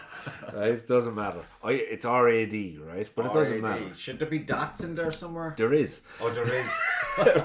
It's such a word, though. No, R.A.D. yeah, but you know what? People just started saying it. One person started, and I was like, right, that's the next part. And I was like, I don't care. It's the evolution of it all, isn't it? But the original name of the business was Reflection Auto Detail. Oh, that's gone. It's And so it- gone, and man. what happened was the logo of the business was a silhouette of a fucking car, right? And then it was during COVID when everybody was at home working, and there was like fucking 500 of these businesses opened in Ireland overnight. I imagine. And every fella had the same fucking logo. And then I said, I gotta get rid of this fucking thing. So after about 2 years, I dropped it and I come up with the kind of what you see now, which is like the symbol, you know? Yeah. Kind of the crest, we'd say. Yeah. And I just used the letters of the original fucking thing. R.A.D is all I talk about. That's it. That's yeah, man. That'll do me. cool name. I don't care. But it's weird how you how things will change when you put something. Yeah. You know what I mean? You know? But eventually I might drop the letters out of it and just keep the crest. I don't know. What if You people know? start calling you R.A.D? I don't give a Hey, fuck. R.A.D, how you doing? Yeah. Hey, it'll happen. But I'm telling listen, you. at the end of the day, I don't give a fuck. But because it's good because it's your thing anyway. So it's Yeah. an extension of you. it doesn't matter, Isn't it? You know, look, it is what it is, and business is fucking has like, you know. Look, at the end of the day, for anyone listening to this is thinking of opening a fucking business, think hard about it. It's Oh, not yeah. fucking easy, like, you know. I'd love to work for someone, but at the end of the day, I remember can't work for someone. chatting to a buddy of mine who was in the exact same game as me above in Dublin, and I was chatting to him like, I don't know, maybe 2 years ago, 2.5 years ago, when I first started getting into the PPF, the car protection The rapping job, Yeah. right? And I said, I was chatting to him on like a Friday night. We'd often ring each other. I only rang him again the other day, and I said, I'm fucking wrecked, man. I've fucking 50 hours gone in this week, like, you know. And he was like, 50? He says, I remember when I had my first time part-time job. He says, you lucky cunt. Well, Do you know what I mean? it's good to get that banter, isn't it? Yeah, Especially from someone on the same kind of thing. Yeah. I have a stonemason. There's three stonemasons there that now and again you get a call off of them, and then you'd be like, shit, I should call them or whatever. But these are stonemasons. They're stones.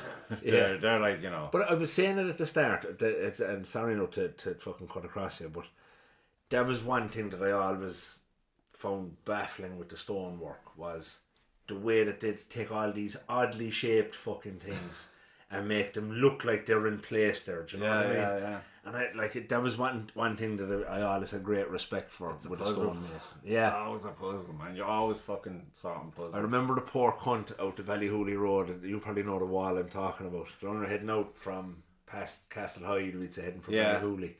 There's a house there on the bend past Barber's place. You know where Barber's house is? Go up On and the around, right. on the right, the stone wall. Yeah. That was built twice. Twice. So they built it. They were building this wall for like 4 or 5 It's a lovely years. job, though. Yeah, it should be. I remember what happened because I was living in Castletown Roach at the time, and he was driving now. Wasn't your van, was it? No, right?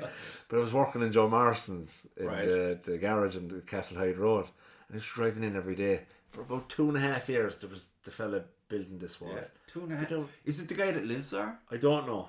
I presume it was, and then Tidy job. they were building the wall. But it was slow now, slow work. And then I passed one day and the wall was gone. Flattened.